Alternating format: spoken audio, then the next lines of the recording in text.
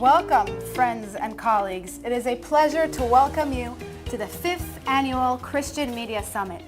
It is a pleasure to see you all. My name is Hadassah Schwartz, and I'm a Senior Coordinator at the Israel Government Press Office for International Religious Press. With me is Nitzan Chen, the Director of the Israel Government Press Office. Hi, Nitzan. Hi, Hadassah. Thank you to have you with me, and thank you all for being here with us with so many familiar faces of friends. I will tell you all a secret. We did start drafting the 2021 Christian Media Summit in Jerusalem. We were excited to prepare a summit that will bring us all together in person after a year of taking a step back and doing it all from far. Then the Delta variant overcame and we were forced to hold back our horses for 1 year more. In the meantime, Israel is back on track with skies opening up again and life returning back to normal. And as we used to say in Yiddish, with God trust and God luck. So the God is planning for running things. Hadassah?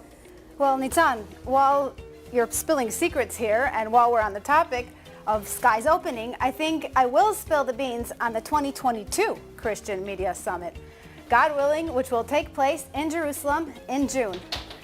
You really are telling all the secret here, Hadassah, so let us pray that no variants or any other disease forces will stop the 2022 summit here from Jerusalem with God's help.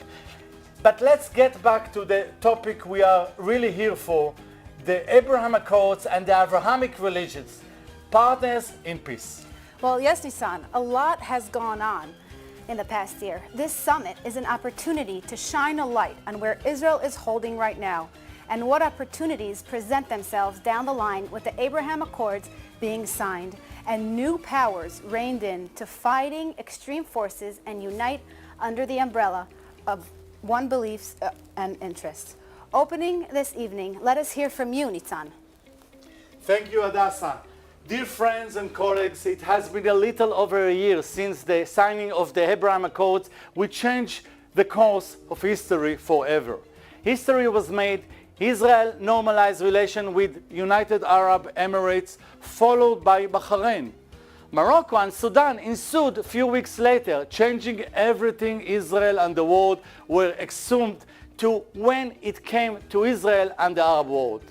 Israel, the United Arab Emirates, Bahrain, Morocco and Sudan chose to pave a new path and march through it, cementing in which peace, tolerance and acceptance for new promise ahead.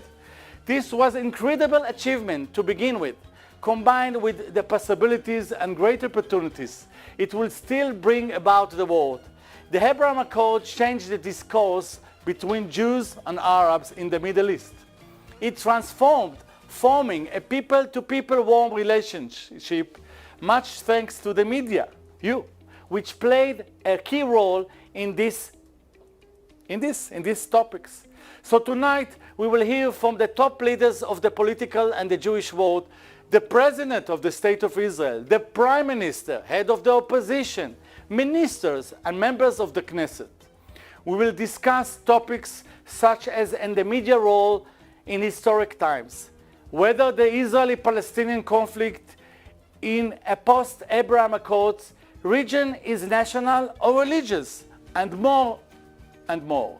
We will speak about how the media professionals play a vital role in writing tomorrow's history, in how people perceive events for the positive or for the negative. You know that Philip Graham said journalism is a rough draft of history. Tomorrow's history books will be based on what you write today, writing and conveying the real facts in the ground is the very backbone of our profession. And we appreciate your support and hope you continue to do so in the future together. Unity, togetherness is a famous ingredient for a very successful recipe. So when we work together as a media professional, both the Government Press Office and the Christian Media Summit around the world, we can reach as many possible. as written in Isaiah, איש את רעהו יעזורו ולאחיו יאמר חזק. They help each other and say to their companions, be strong. Shalom, my friends. It's a pleasure to be addressing the participants of the 5th Christian Media Summit from the ancient city of Yerushalayim, Jerusalem. This is how the sons of Abraham, Jews and Arabs, can come together to benefit our common future. This is the fulfillment of the Zionist dream today and of the promise made to Abraham long ago. Once again, let's recall and pray for the peace of Jerusalem. Our friendship, our match is a match made in heaven. As Christian media, we use our platforms to tell the truth about God's people. What you're doing, telling the truth, is so critically important. Jesus said, you shall know the truth, and the truth will set you free. In the book of Genesis, Bereshit, in which God tells Abraham, and I quote, I will bless those who bless you, and the one who curses you, I will curse. Thank you, Nitzan, for your words. And now that you've got a sneak peek into what is expected ahead, stay tuned and make sure you catch it all. 7 years ago, the GPO had the vision to create a forum of Christian journalists, influencers, and public opinion leaders to help spread the truths about Israel in the world media, to occasionally get together and get the real facts on the ground and go back as ambassadors. 7 years and 5 summits later, we are still going strong. To many more. Thank you, Hadassah. This vision is shared with all of you.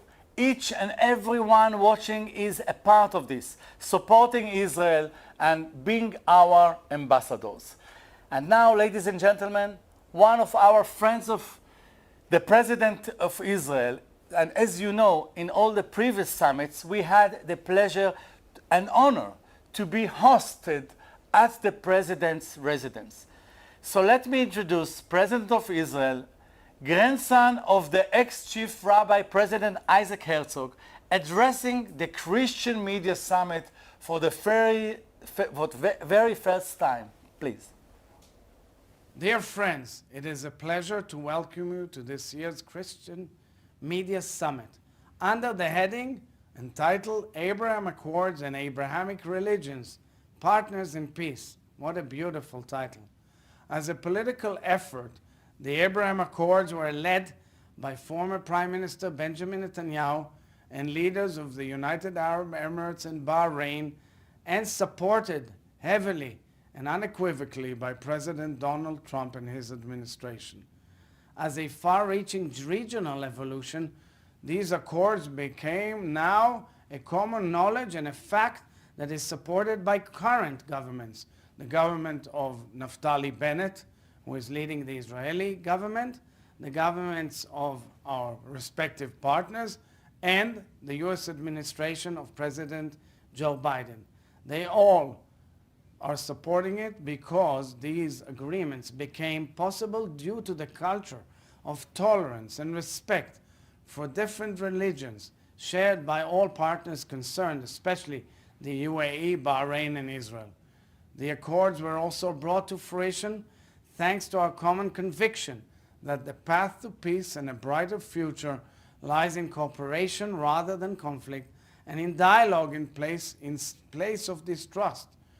Just over 1 year after the signing of these historic agreements, we are already seeing exciting collaborations between Israel and the Abraham Accords countries in fields such as medicine, food security, climate innovation, and even in exploring outer space. This brings to mind a consequential verse in the book of Genesis, Bereshit, in which God tells Abraham, and I quote, I will bless those who bless you, and the one who curses you, I will curse, and all the families of the earth shall be blessed in you. Thousands of years after that beautiful covenant, it is evident that those who adopt the values and spirit of the Abraham Accords, named for our common forefather Abraham, Avraham Avinu, will be blessed with all the blessings of peace, prosperity, and progress. Tragically, there are those in our region and beyond who oppose peace who spread violence, who promote extremism, and undermine Israel's very right to exist as the nation state of the Jewish people. Israel continues to face the threat of the radical Iranian regime, which continues its drive towards a nuclear weapon capability while spreading terror and destruction throughout the Middle East and around the world. At the same time, we continue to face anti-Semitism and anti-Israel delegitimization, especially in the many online platforms, a challenge which has only grown more severe during COVID. Israel will continue to do whatever is necessary to counter the threat from Iran and protect our citizens from terror. And we will continue to share the truth about Israel and the Jewish people and to counter anti-Israel lies, whether online, in the media, or even on the part of wrongful politicians who don't know enough. We know that we can count on you, dear friends and allies in the Christian world, to stand with us in the fight against terror and to be our partners in the efforts to counter the lies and spread the truth about Israel, as well as be our partners in promoting the spirit of peace in the Abraham Accords. On behalf of the State of Israel, I want to thank you deeply for your love of Israel and for wholeheartedly supporting the peace between Israel and its neighbors. Not only do we see you as partners, but in you we see our true friends. And I look forward to welcoming you back in Jerusalem soon. And I wish you all good health and success until that time. God bless you all. That was moving, almost like being there. If you've been at the president's residence on previous years, you know what I'm talking about. Israel has been through a politically unstable path when we were going from election round to another. But now we have a new government, a new prime minister, and as of the latest, a new budget as well, thank God. The Christian support of Israel is apolitical. We need each and every one of you out there.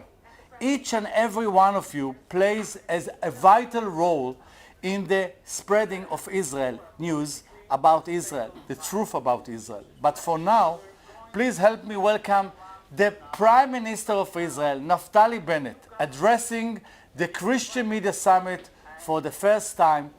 Take a look. Shalom, my friends. It's a pleasure to be addressing the participants of the 5th Christian Media Summit from the ancient city of Yerushalayim, Jerusalem, the eternal and undivided capital of Israel. I wish we could be meeting face to face just as we've done in the past, but COVID has made us resort to meeting virtually. And as the world fights this invisible enemy, here in Israel we're also fighting a very visible enemy. Radical militant Islam that is sweeping across the Middle East. The terror that begins in Tehran seeks to destroy Israel, dominate the world, and drive it into a dark abyss. No faith should lead people to wage war in the name of the God of peace, spread hate in the name of the God of love, practice cruelty in the name of the God of compassion, or kill in the name of the God of life. In the Middle East, there's only one place that fully protects Christian life, where the Christian community is growing, thriving, and prospering, and that's in the state of Israel. Israel protects the right of Christians as we protect the rights of all religions.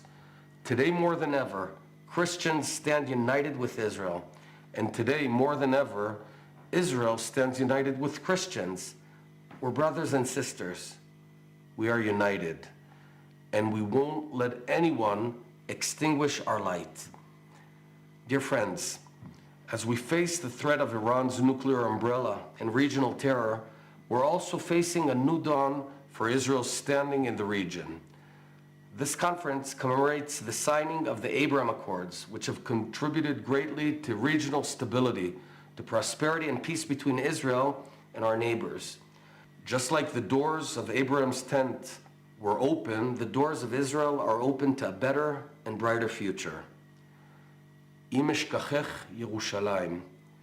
As Jews and Christians recite the psalm, "If I forget thee, O Jerusalem, Jews and Christians are united as we reaffirm, we will never forget the Jerusalem. Jerusalem is the beating heart of Israel, and our hearts beat with the love for Yerushalayim, for Jerusalem, and for the state of Israel. We are here, we are strong, and we are not going anywhere. The light of Israel shines brighter than ever. Thank you for your support for Israel. Thank you for always standing up for Israel. Thank you for standing up for the truth. May God bless you all. That was a beautiful address by the Prime Minister. We are hoping to see him live at the Christian Media Summit in June 2022. The Foreign Affairs Ministry has been a loyal partner to the Christian Media Summit idea from the very beginning.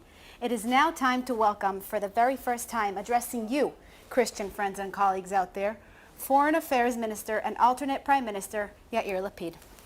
Please. Shalom to the Christian journalists, leaders, and friends of Israel joining us from around the world. I'm speaking with you from Jerusalem, the eternal capital of the Jewish people. This summit recognizes the important role Christian media plays in connecting Christians everywhere with Israel, and in strengthening the friendship between Christians and Jews around the world. As the Foreign Minister of Israel, I thank you for your commitment to these goals and for your dedication to sharing Israel's story.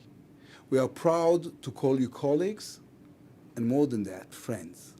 The last 2 years have challenged us all, and so more than ever, Israel is grateful for your friendship, for the friendship of the millions of Christians who proudly stand shoulder to shoulder with us, for your fighting the wave of anti-Semitism we see today wherever and whenever it raises its ugly head. We thank you for making the true voice of Israel heard when hateful lies are spread about us, when the very idea of a state for the Jewish people is delegitimized. As you will mark at your summit, Israel is now entering a new era, an era of peace, friendship, and coexistence, an era based on the idea that what unites us is greater than what divides us, an era of peace between countries and between peoples. With your help, we will deepen and strengthen these peace accords, and we hope that other countries will soon join the circle of peace. So to the Christian journalists, leaders, and friends of Israel joining us here today, thank you for telling our story. Thank you for listening to our story, and thank you for being part of our story. Thank you, Minister Lapid. The Ministry of Jerusalem and Heritage is a partner from the start. Here is to say a few words Netanel Isaac, Director General of the Ministry of Jerusalem and Heritage. Netanel, the floor is yours. Good evening, everyone. It's a pleasure to be here in the annual Christian Media Summit. And of course, thank you very much to my good friend, Nisanim Christian from the Government Press Office. God bless you all. There is a legend about Napoleon Bonaparte, Caesar of France, that once upon a time, he walked the street of France and he heard people crying from a synagogue. Napoleon came into the synagogue and he saw Jewish people who sat on the floor and they crying and they pray, and there is only a candle lights in the synagogue. Napoleon asked them, what happened? What's wrong? Why are you crying so much? There is a new rule. There is something that I made. What's happened to you?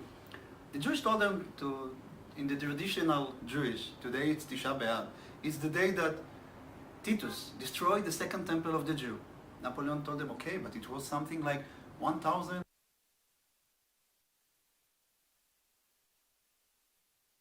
That every day, every year, in this date, the Jewish is crying because they miss Jerusalem and they miss the second temple. And they're praying that B'ezrat Hashem it will be building again.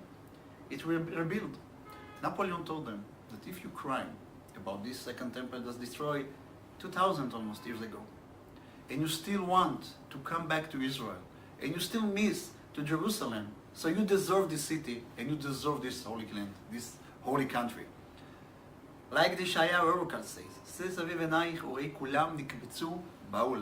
open your eyes, Jerusalem. Watch, everyone in all over the world will come back to visit your street and to pray here in this holy city. So thank you very much for your partnership and your supporting in Israel and of course in Jerusalem. I invited you to come to Israel, to visit in this beautiful country and of course in this beautiful city, pray in the Western Wall, walk and travel in the old city and smell this spirit in this city. Thank you very much. God bless you all.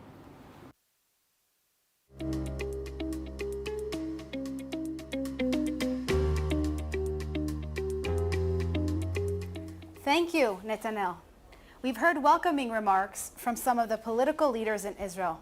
We have more to come. Don't worry. Stay with us. We will now introduce the next part of tonight's schedule, the Abrahamic religions, partners in peace. Yes, Abraham means something else in each religion, but in the end of the day, he is key in all Abrahamic religions. We have so much more in common than we realize. We can use that. So we will now welcome Ross Kriel, Jewish community representative to the government of Dubai and community founder, Ahmed Obeid Al-Mansouri, former member of the Federal National Council and founder of the Crossroads Civilization Museum, and Pastor Richard Lavernis. Please. Shalak Yakov, Hadassah Nassan. Just a great honor for me to be here, to be joined by my dear friend Ahmed Al-Mansouri and this very esteemed audience. I'm speaking to you from Dubai. I'm an Orthodox Jew and a community leader, and I'm honored to call Dubai and the UAE my home. I've lived here for nearly 10 years. I'd like to share some brief personal views on the Abraham Accords and the interaction between Jews, Muslims, and Christians. The first thing I'd like to say is that as a builder of a new community, we've taken inspiration from our predecessors, and in particular, the Christian missionaries who 50 or 60 years ago built hospitals in Al Ain, reduced infant mortality, and demonstrated to all of us as religious leaders what the real purpose of our role is, which is to give help and succor to others. In the early days when I was building the Jewish community here, my closest friends were Christian leaders. Reverend Andy Thompson, Pastor Jeremy Rains of the Evangelical Church, who provided such deep friendship and mentoring to me as a new leader in the UAE, something I'm deeply appreciative of, and I'd like to acknowledge it in this forum. And in fact, the primary point that I want to make is that before the Abraham Accords occurred, there was already such a great deal of friendship between the different religions and the different leaders, and that in a certain sense was an antecedent to the very, very important accords that were struck in August or September 2020. The other point that I'd want to make about antecedents to the Abraham Accords was the Year of Tolerance, 2019, where in Abu Dhabi, the Pope and His Excellency Sheikh Ahmed Al-Tayeb signed the document on human fraternity. And that was about us as co-religionists, as Jews, Christians, Muslims, and others coming together and acknowledging something simple but very fundamental, which is that religion should be a force for tolerance rather than extremism. And that's something for me as a religious leader here in the UAE that has been very striking indeed. One of the most important outcomes from that document was the construction of the Abraham Family House in Abu Dhabi, which will be a campus comprised of a synagogue, a church, and a mosque. And the image of the Abraham Family House is very powerful. It's 3 separate buildings, all sharing a garden. The Abraham Family House is telling us that we have differences that should be respected, but ultimately we all share a common background, a common family history dating back to Abraham and of course his monotheistic ideas. I'd like to say something finally, which is that Avram, our forefather, was in fact the father of many nations. And what's been a very powerful message for me in the UAE is that its radical tolerance extends not only to Jews and Christians, but to other religious groups as well, Hindus, Sikhs, Baha'is, etc. And it's been a deep honor for me and a deep learning, profoundly inspirational to live in the UAE and to imbibe these ideas of tolerance. I think, as I've said earlier, the support I've received from Christian leaders has been profound, and I'd like to acknowledge it here today. And I'd like to commend you for your work and wish you Chizuk, strength in everything that you're doing in building a vision of religion that conduces towards tolerance, citizenship, and friendship rather than extremism. Thank you. Wow, thank you, Ross, for sharing that with us. Next, let us hear from Pastor Richard Levernis.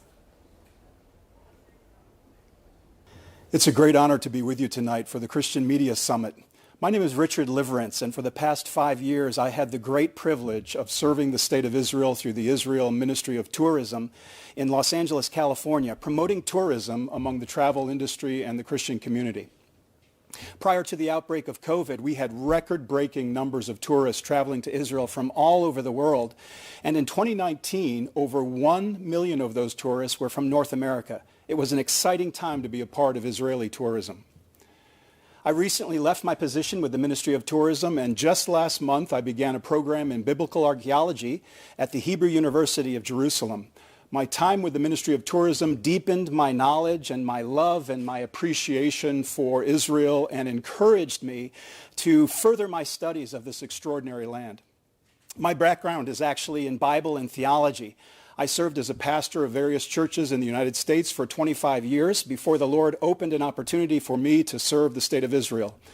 I moved to Israel, however, to pursue a knowledge particularly of ancient Israel. And my studies focus primarily on the Bronze and Iron Ages, the time of the patriarchs and the kings of Israel and Judah. And I did this to deepen my understanding of the biblical text.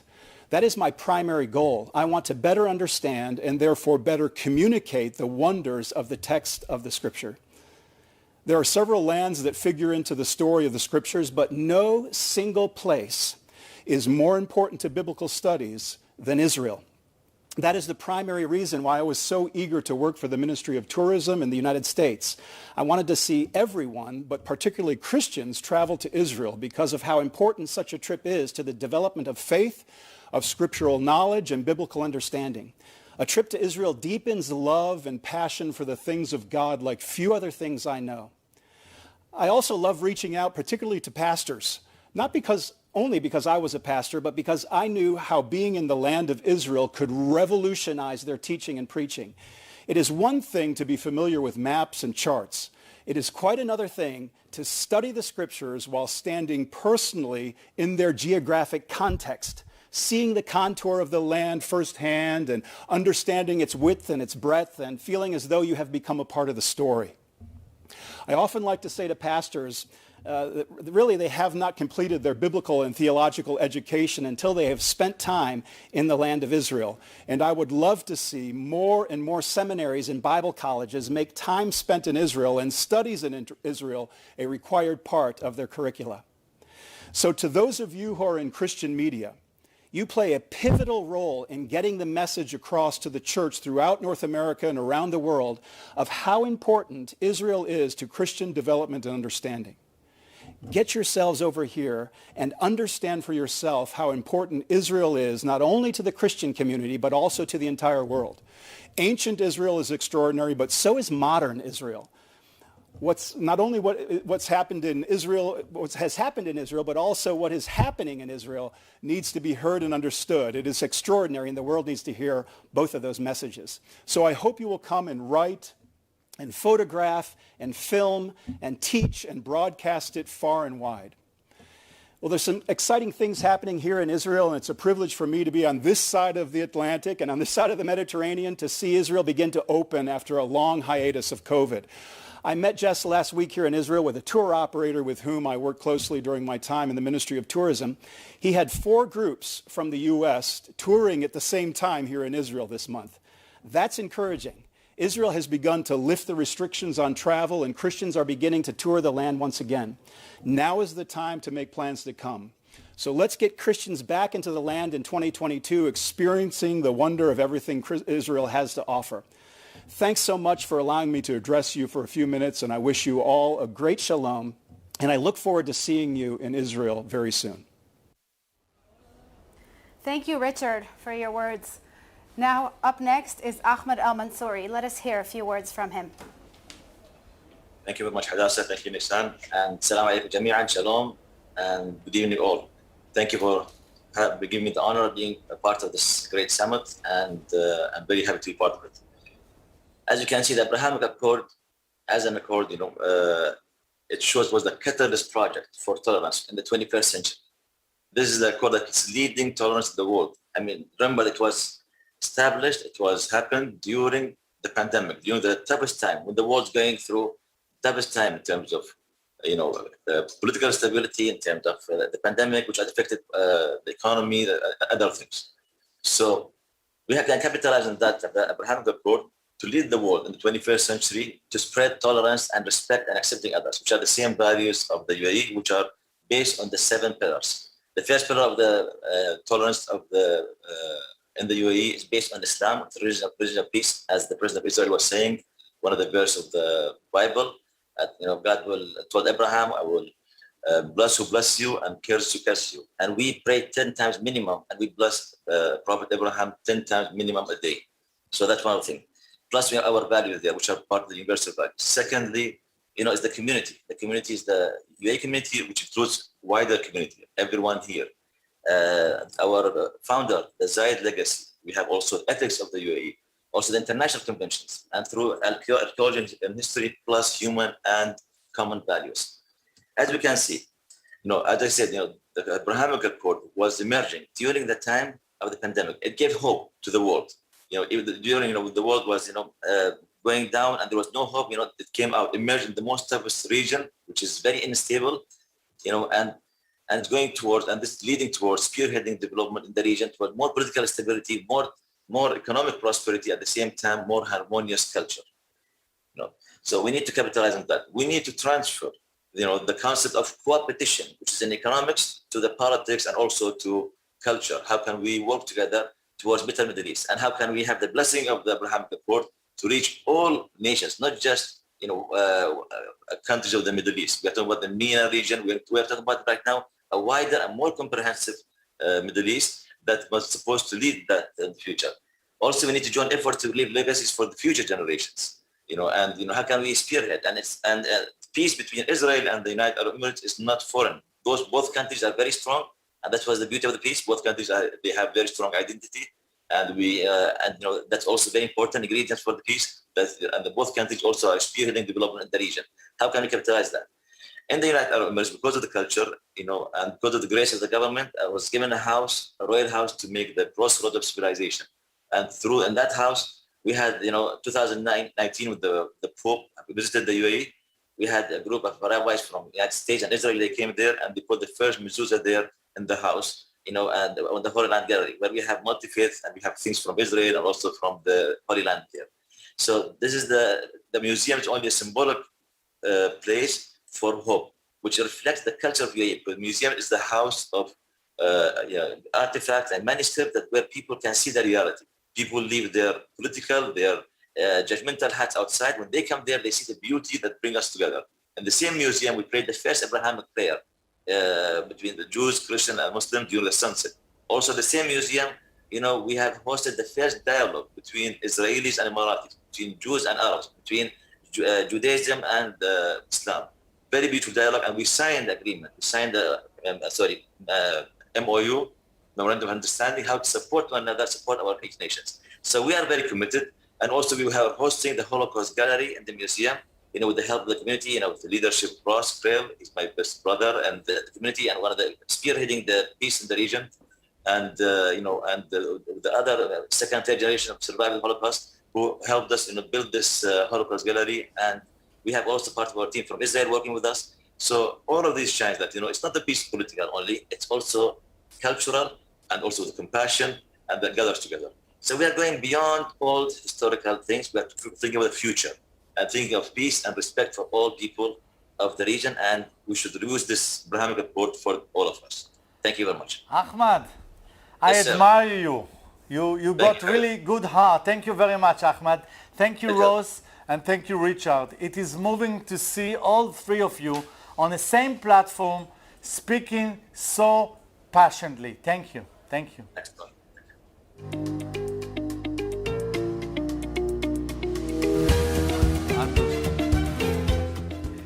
Hanukkah, the Jewish festival of lights, is coming up this month. It is a festival of brightness with much we can learn from. A candle of which we light every night on Hanukkah resembles giving, much like Israel. Israel has so much to offer the world in all areas, all aspects. Help us area in the light. So we will now welcome Rabbi Adlerstein, who will share with us the story of Hanukkah. Rabbi Adlerstein, please. Hanukkah arrives early this year, my friends. It's still a few weeks off, but the bakeries are already selling Hanukkah donuts. Thanks for giving me the opportunity to do some much needed explaining. You see, in what they call the street, Hanukkah is the holiday invented by Jews who were jealous of Christmas. And Christmas, we know, is a holiday that begins with the lighting of a tree on the White House lawn that tells people they should rush to stores to buy lots of things which will make them feel happy. Therefore, Jews came up with Hanukkah to allow them also to buy gifts and to eat donuts. Thank God, wrong on both counts. Hanukkah came first by a few hundred years, and I'm privileged to address people who believe that both a religious holiday and attaining happiness are about connection with God, not about buying more bling. The reading from the prophets on Shabbat of Hanukkah says it all. Zacharias 4:6. Not through armies and not through might, but through my spirit, says Hashem. That's what it's all about. Hanukkah is not about the fight for freedom, but the fight for the Spirit of God. The Syrian Greeks were not out to exile the Jews from their homeland. They did not, for a change, want to destroy the temple. Not physically, at any rate.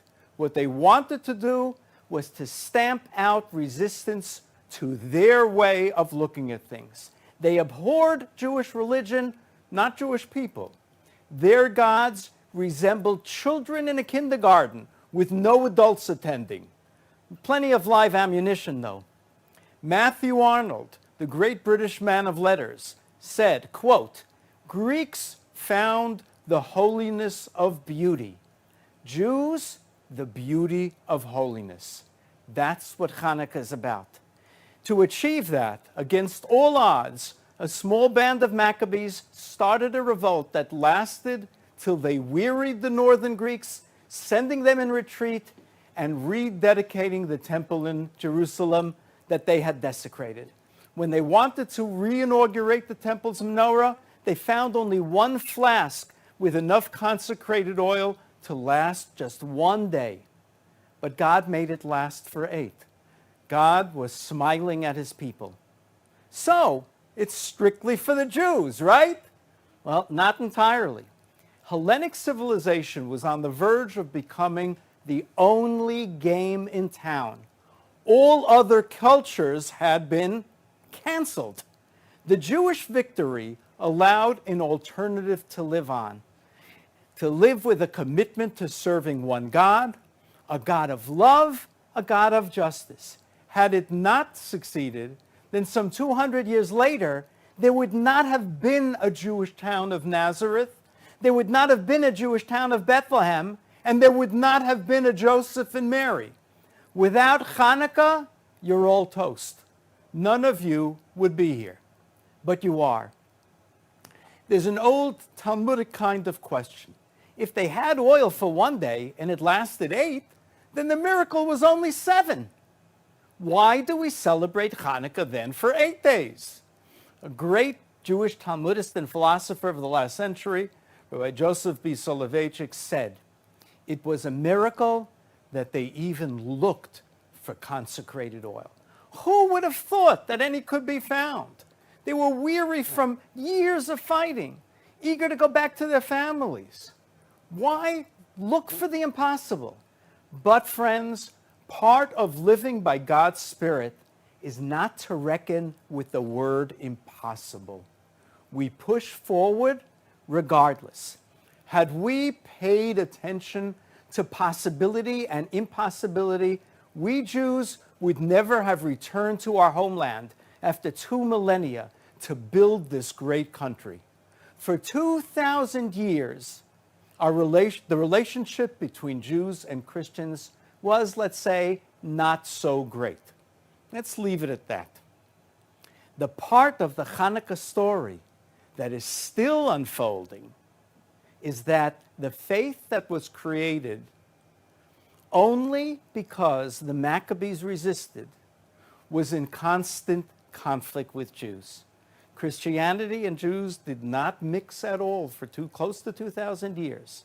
But today, we see the end of the miracle of Hanukkah, because it turns out that it was not only a holiday for Jews, but for the Spirit of God that would penetrate to parts of the world that Jews could never deliver it to.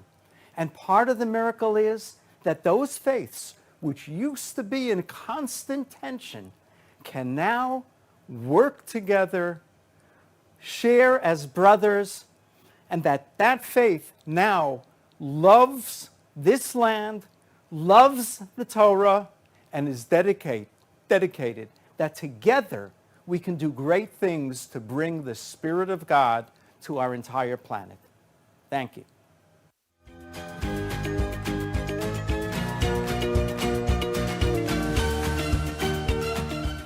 And how can we have a schedule without mentioning COVID and fighting COVID?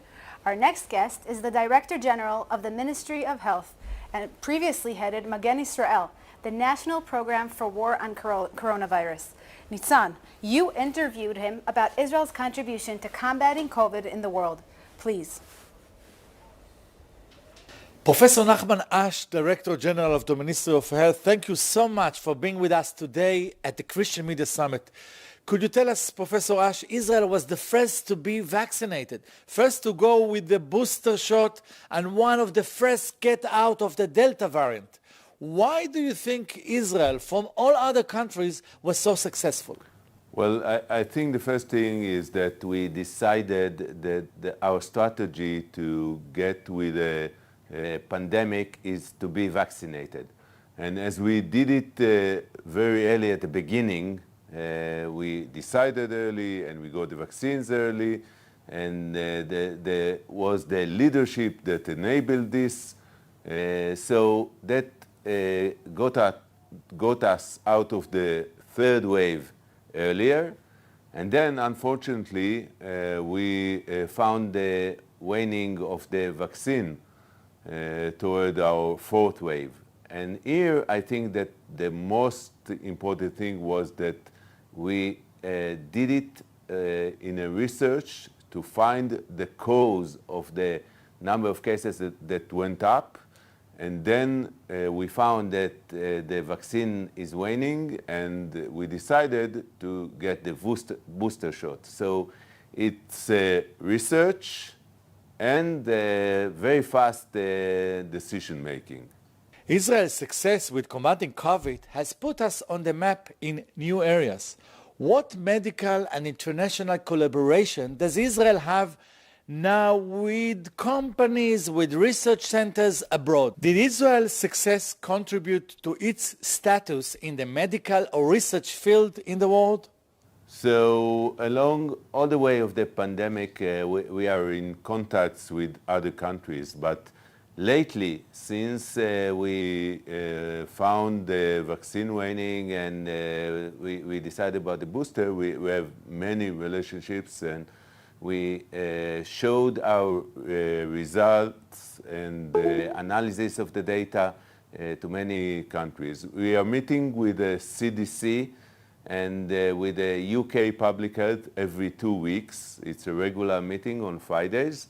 And we also met with many other countries. Our public health head, Dr. Sharon Elway, went to Germany with the minister to show our results. And so we have many good relationships with other countries, and they appreciate very much that we share our experience with them.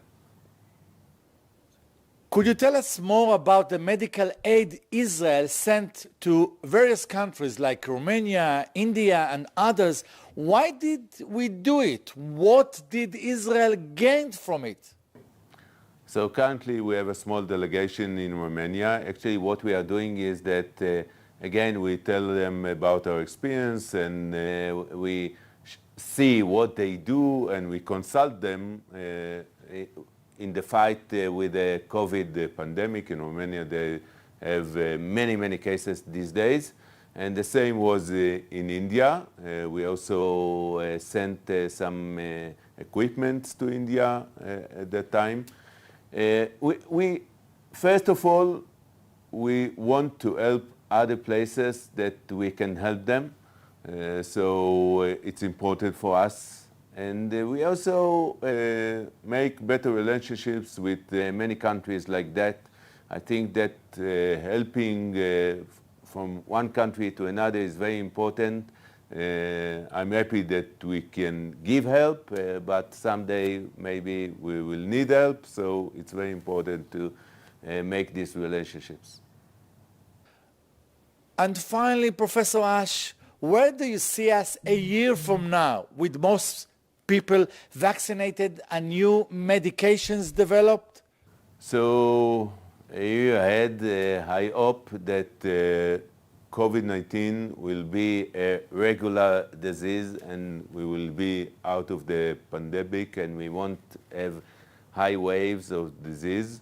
I think that the main thing is vaccination, and I hope that more and more people in Israel will be vaccinated. But also the new drugs that prevent deterioration from to severe disease, it's very important also. So it will be a disease that first will be prevented by vaccine, and secondly, if someone will be sick, he will take the pill at the beginning for 5 days, and so it will go away like it comes. So we'll be back in our good lives as we know before this pandemic. Light of the nation, as we said. Professor Nachman Ash, thank you very much for being with us at the Christian Media Summit. God bless you. Thank you. Thank you very much.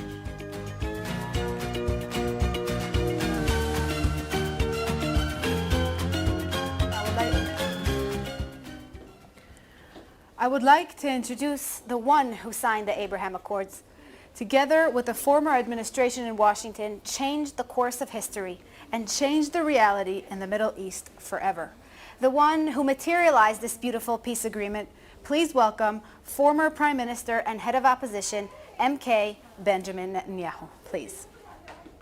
The Abraham Accords were a historic turning point. This is the first time that Israel made peace for peace. Peace with 4 Arab nations, the United Arab Emirates, Bahrain, Morocco, and the Sudan. Peace that was benefiting the peoples of both sides in the economy, in trade, in tourism, in technology, in so many areas. Peace for peace. We didn't have to sacrifice parts of our homeland. We didn't have to endanger ourselves by constricting our borders. This is a novel concept, and this is the way of the future. And everyone should understand something else. We removed the Palestinian veto. Palestinians don't want peace with Israel. They don't want a state next to Israel. They want a state instead of Israel. So as long as we waited, and we waited for a quarter of a century, to have the Palestinians approve Israel making peace with someone else, we'll never make peace that way. What we did was to go around this obstacle and to go directly to the Arab capitals.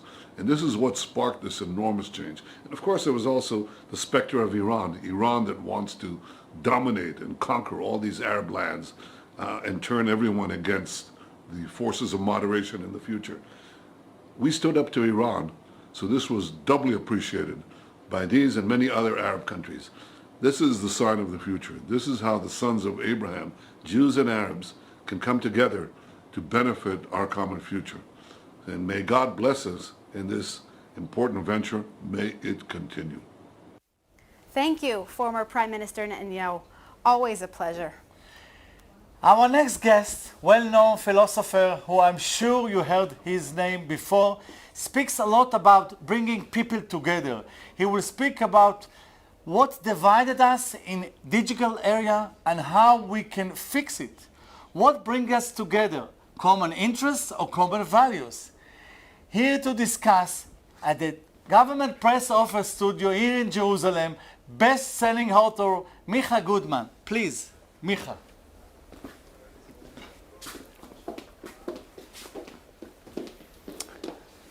Israel has not one, but two classic descriptions. Some people say Israel is the Holy Land. You know why they say that? Because Israel is the Holy Land. But it has not one description, but two descriptions. We're not only the Holy Land, Israel is also the startup nation. The startup nation is commonly used to understand the phenomenon that Israel is leading the world in technological innovations. This is a fact. There are more startups in Israel per capita than any other country in the world. Now, this is creating a new kind of tourism in Israel. Yeah, I know we have COVID. Tourists are not coming. Hopefully they'll be coming more lately. But before COVID and after COVID, we're seeing more and more of this new kind of tourism. The tourists that come to Israel to understand the secret sauce of Israeli technology. What's the innovation? What are the ideas being generated in Israel? And how is it that Israelis are so innovative? I don't know the truth. I know that is a question that humanity is asking, or people in the world are asking about Israel. They come to Israel to visit startups, companies like Waze, like Mobileye.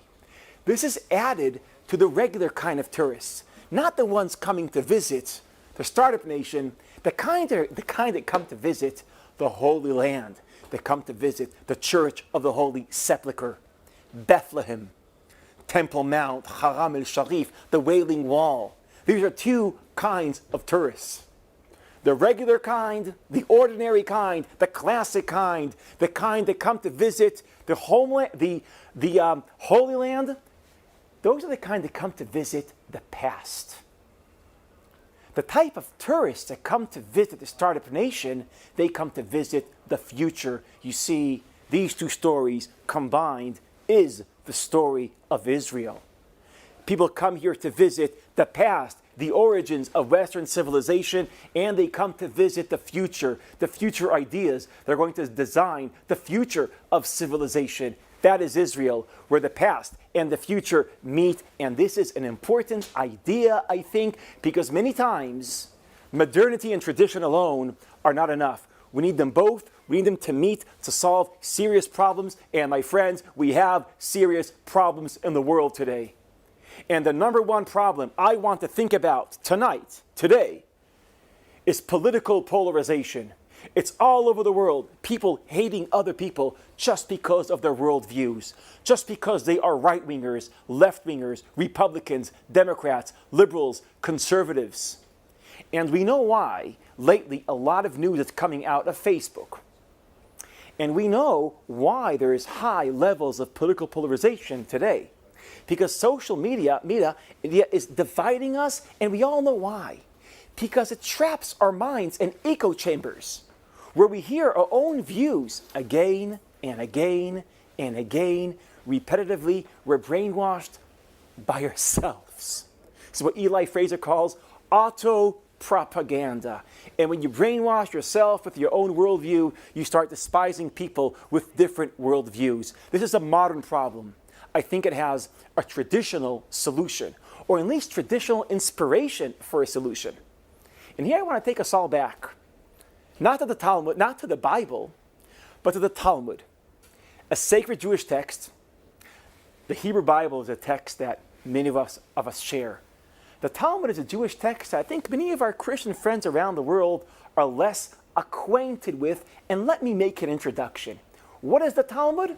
The Talmud is the following weird text. It's a canonization of an argument. Yes, you heard me right. Jews throughout the ages argued about the law. That argument became a sacred text. The law did not become a sacred text.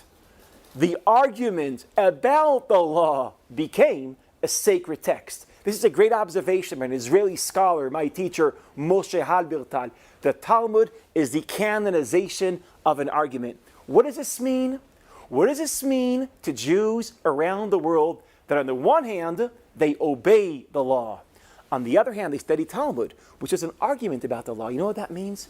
It means that Jews throughout generations always study ideas and opinions that they do not live by.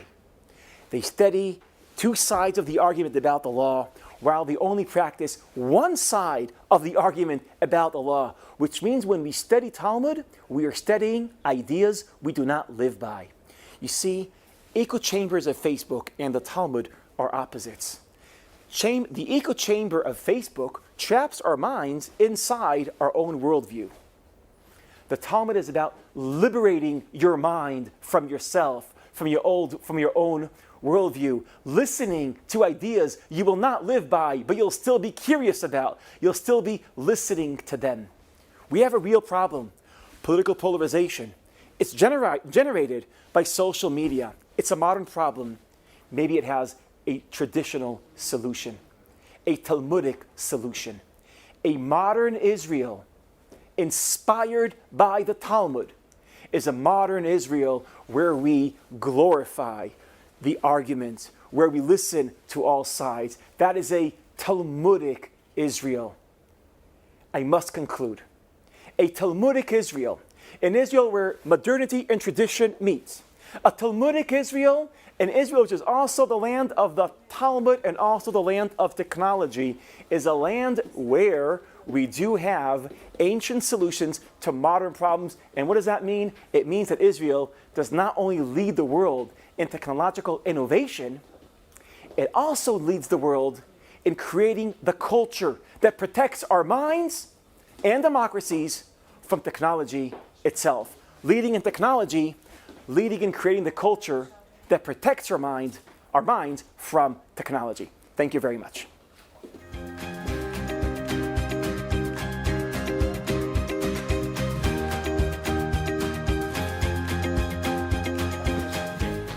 Thank you, Micha. That was fascinating.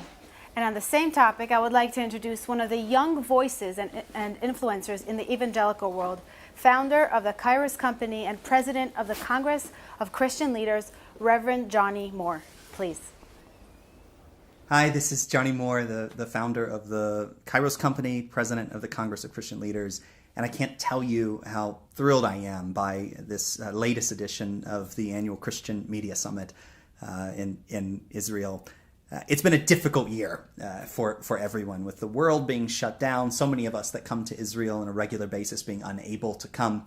But what was amazing is that despite the fact that so few people were able to visit Israel this year, we watched all around the world as the Christian community, the evangelical community, began to raise their voice in the middle of the conflict earlier this year. It was an extraordinary experience to see that the Christian community not only was passionate about the security of the state of Israel, but was educated on all of the issues. We've taken for granted this amazing time that we're living in, where for centuries you would consider it almost the parting of the Red Sea for a friendship between the Jewish people and between the Christian community around the world. Centuries of anti-Semitism, centuries of conflict between the communities, centuries of harm. And yet now, 80 million evangelicals in the United States, 800 million evangelicals around the world, are the great firewall against anti-Semitism.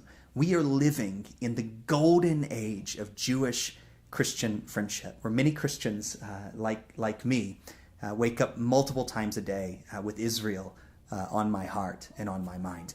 And I think one of the things that we can do as friends of Israel and as friends of the Jewish people is that we can continue not only to tell our stories related to the spiritual significance of that land, of the land of the Bible as it is, but the rest of the stories of the state of Israel. We have the opportunity to talk about the great humanitarian efforts all around the world, where Israel is literally saving lives every single day in ways that they hardly get any credit for it. We can talk about the fact that so many of our technological innovations of our time, inside our cell phones, in our computers, the great innovations in the world are innovations that have been forged in Israel's Silicon Valley. It's so important that in this new age of peace, the product of the Abraham Accords, where now the majority, I mean, stop and think about this. The majority of Arab people in the world now, the vast majority, are living in a country at peace with the state of Israel. It's not only the golden age of Jewish-Christian friendship, it is a new era of peace and prosperity across the entire region. And as people who sincerely held religious beliefs have pointed our eyes to the state of Israel, I want to encourage all of us to tell all of the stories, to talk about Israel's tech sector, to talk about the peacemaking that takes place in that extraordinary land, for all of us to do our part. And so it's my pleasure as a millennial evangelical, as the next generation of Christian leaders emerging all around the world, Christian friends of Israel, to extend my greetings to so many of my Christian friends there, greetings to the state of Israel, to the government of Israel, to my many friends there. And as is often said in a different context, next year in Jerusalem, I can't wait. And with great optimism that what's coming in the coming year will be even more extraordinary than what we've seen in the previous ones. But it's up to all of us. We have to decide to make the future. And one of the things that we can all do, we can tell the rest of the stories. And we can make sure that those stories reach a new generation of Christians all around the world. And whatever the naysayers say and all the polls and data and skepticism, let me tell you, as someone with their boots on the ground, the next generation will be as committed, with as much of a deepening relationship with the state of Israel and Jewish people around the world as the previous generation. Pull this video up 25 years from now, and you'll see that it's true, because our friendship, our match, is a match made in heaven. Thank you, Johnny, for your words. The signing of the Abraham Accords was no doubt one of the biggest Middle East milestones in our lifetime. As the time passes, it is an opportunity to reflect on this auspicious time for the region and the world more broadly, specifically in the topic of the media covering this momentous time and how it was mediated to the public in the countries. In the following discussion, Nitzan Chen, the director of the government press office and a former journalist himself, will talk with 3 journalists from the countries of the Abraham Accords who covered the Accords from various perspectives to different target audiences with diverse opinions about Israel. Nitzan, please. Thank you. Thank you, Hadassah. The media often plays a key role in today's conflict and peace agreement. The media's function can take 2 different and opposed forms. It can take an active part in the conflict and in some ways has a responsibility for increased violence, or through active covering contributes to peace agreement. As a Agora Press reporter and president of the IMA Association in Morocco, we have a warm relationship with Morocco. Hello, Miriam, how are you? Hi, thank you very much for having me. How were the Abraham Accords reported in your country, in your media outlet? The covering was I will call it the covering of the traditional media of the Abraham Accord was very neutral and was very friendly. And it is totally different than the coverage of the media of the previous countries that made peace with Israel before. But and also, you know, the media is not only local; it is influenced by many factors. And what I recognize, and that was not only here in UAE, but in general, even including the other Abraham Accords countries, including Israel, during the time of peace and stability, even after the Abraham Accord, things were perfect, and the media coverage was very objective, and everything was completely fine and friendly. Thank you. And now let me tell you what happened during the time of turmoil, especially what we saw during the Gaza conflict in last May. Both Israel and the Abraham Accord countries were not basically covering the turmoil and I'm not going to call it an unprofessional in a not professional way, but they have to be careful that there's an anti-peace counterpart that are spreading propaganda.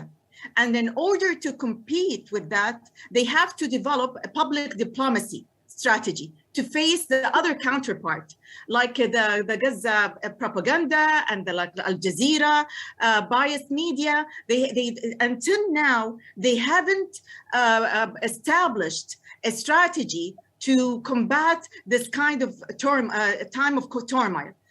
So accordingly, they have to develop that. For example, there should be clear media policies agreed upon the news agencies in all the Abraham Accords countries, including Israel, to like especially the Gulf countries now, like UAE and Bahrain, must focus on cooperation not only during the time of stability, but also on exchanging print, audio, and video, like in order how to be consistent.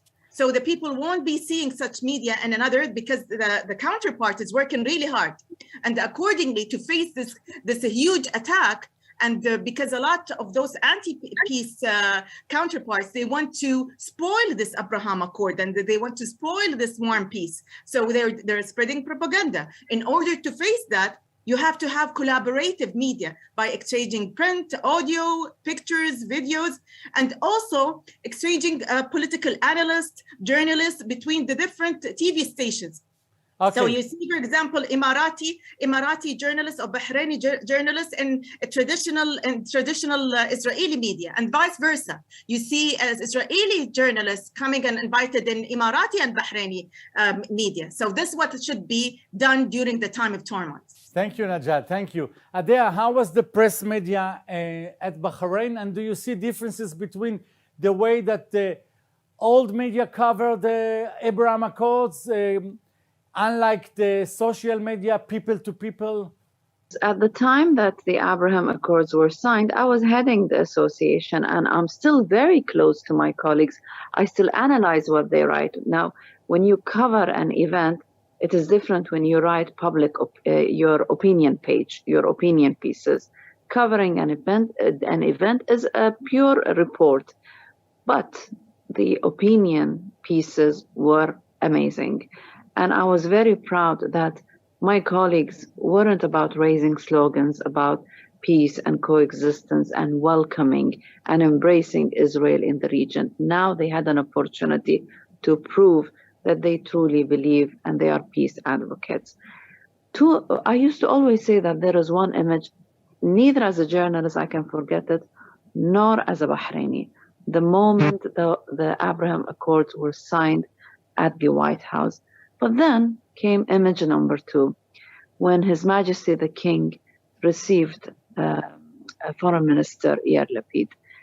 That picture, that smile on the faces of His Majesty and of the faces of Minister Lapid, that smile is a content that I think could even one day be taught in schools, because it just expressed the two countries' happiness. When you see leaders, someone leading the foreign policy and a man leading a country, have that meeting. Now that's content that a lot of journalists wrote about, and I think it genuinely impacted them. But Yitzan, you're a journalist and we are all journalists, and we know that our role is very important. We shape public opinion. We have an impact on them. But I also hope that through this program we convey a message. We need an entity that protects journalists. Thank you very much. And finally, Miriam from Morocco, you mentioned before that the immigrants that came from Morocco to Israel, we are talking about more than 500,000 Israelis who came from Morocco to Israel. Do you see them as a bridge between the two countries, or sometimes obstacle for the peace towards Morocco immigrants to Israel? How do you see it? What is your perspective? Hi again. So we're talking about Moroccan Jew, and I've, as I mentioned before, as I said, they are the real bridge who bright our lights and tell us the reality, because their behavior with us here, not only now, but with our ancestor, give us this kind of idea that the Jews, they are not the monster that media outlet give to us for years and years. No, they are a good human being. They were good neighbors that we missed. We missed in Morocco. We would like if they come back, because they are Moroccan after all. But the problem for us in this Abraham Accord, this joy was divided between two main subjects. Okay, the first one is the subject, the first, and of course it was then thank to Israel also. For us, 2020, even if it's a pandemic, COVID, and all disabilities, economic and everything, but we have these two huge news. The first, the historical USA recognition of the Moroccan Sahara, and it's our first issue because it concerns our territorial integrity. And the second also is the resumption of the relation with Israel.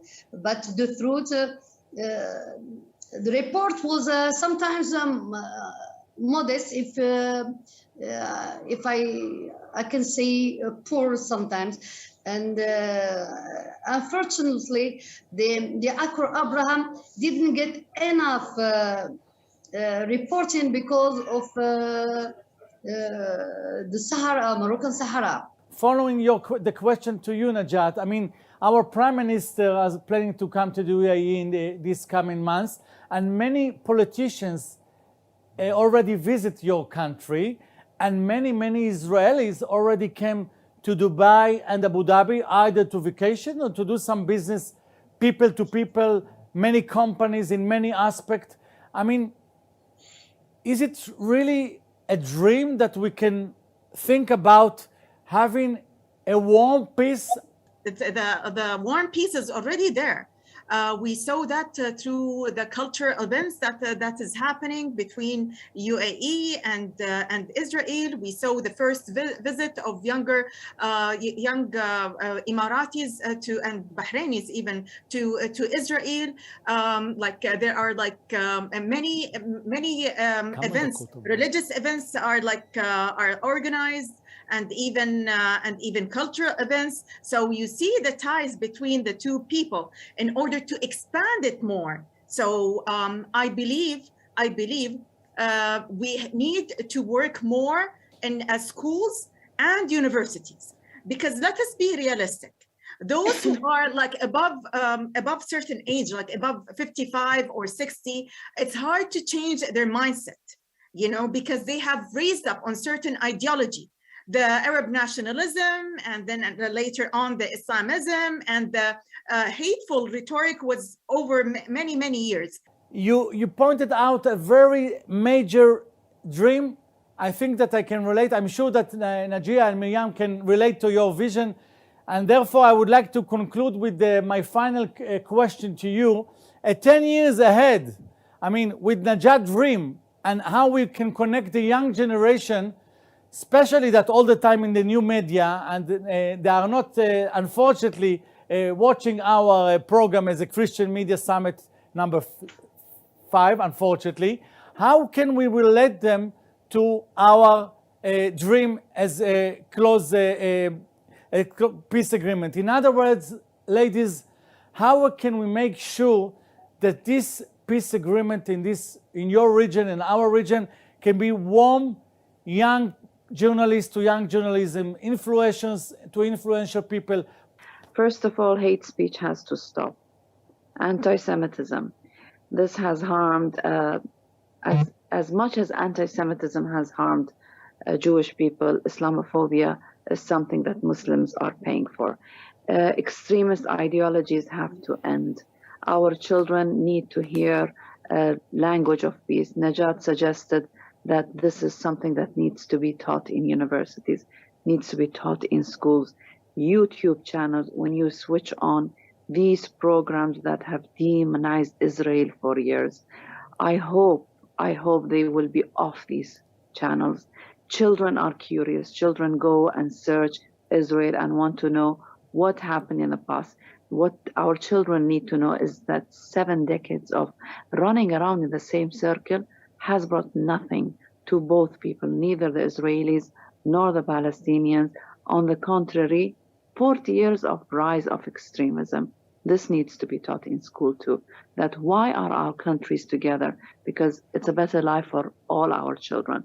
Our children in the Gulf live a life of peace, but peace is something that children in Israel, in Palestine, in Syria, in Iraq are all deprived of.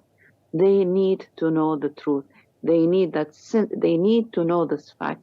Since 1979, the so-called Islamic Revolution, this region had to be changed. Finally, it is changed, and we're fighting for them, for our children. Wow. Thank you very much. Miriam, you mentioned before that in Morocco we had the informal relationship many years ahead before Abraham Accords. How can we copy this warm relationship to other Arab countries? What is your vision about it?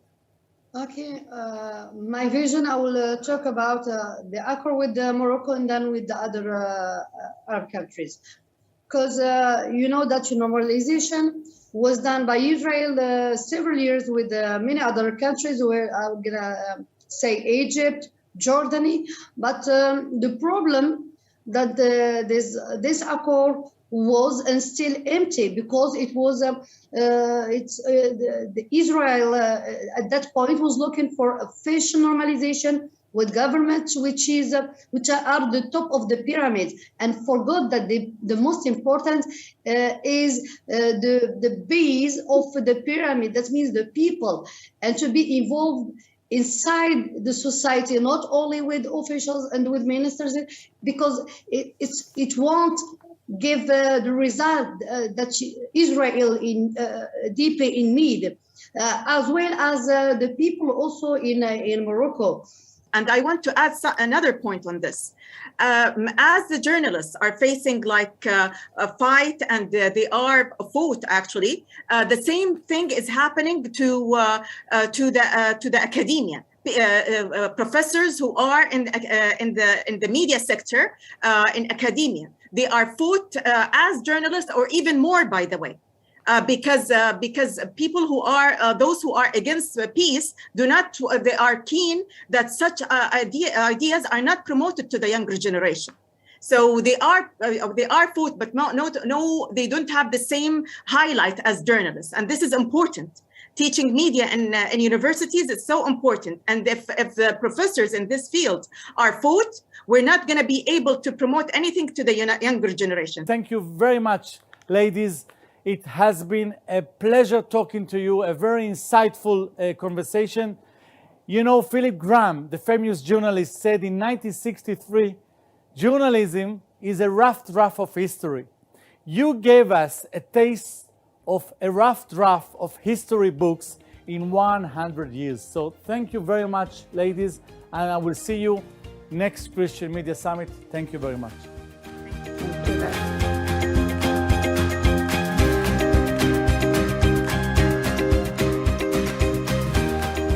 Professional journalists. It seems that just 3 years ago, Israel presenting in the 2020 Expo in Dubai was a dream, something that will never occur. Now, this dream came true. Let's meet the General Commissioner of the Israeli exhibition in Dubai Expo, Elazar Cohen of the Ministry of Foreign Affairs, who will take us a short virtual tour of the exhibition. Take a look.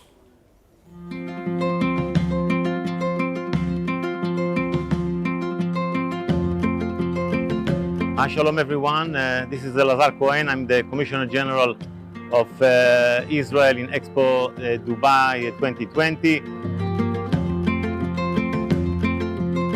The the first expo ever in the Middle East, in an Arab country, and you can understand how it is important for Israel to attend in such a special edition.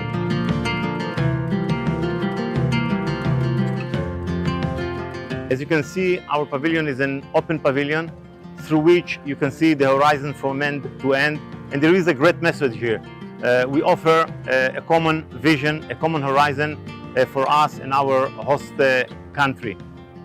Israel was invited to attend this special edition of the Expo prior to the Abraham Accord. It was important then, it is important, no less important now, even more, because throughout our participation here at the Expo, we intend to deepen and to widen the newly established relations. The Israeli participation in the Expo will be a platform for this objective.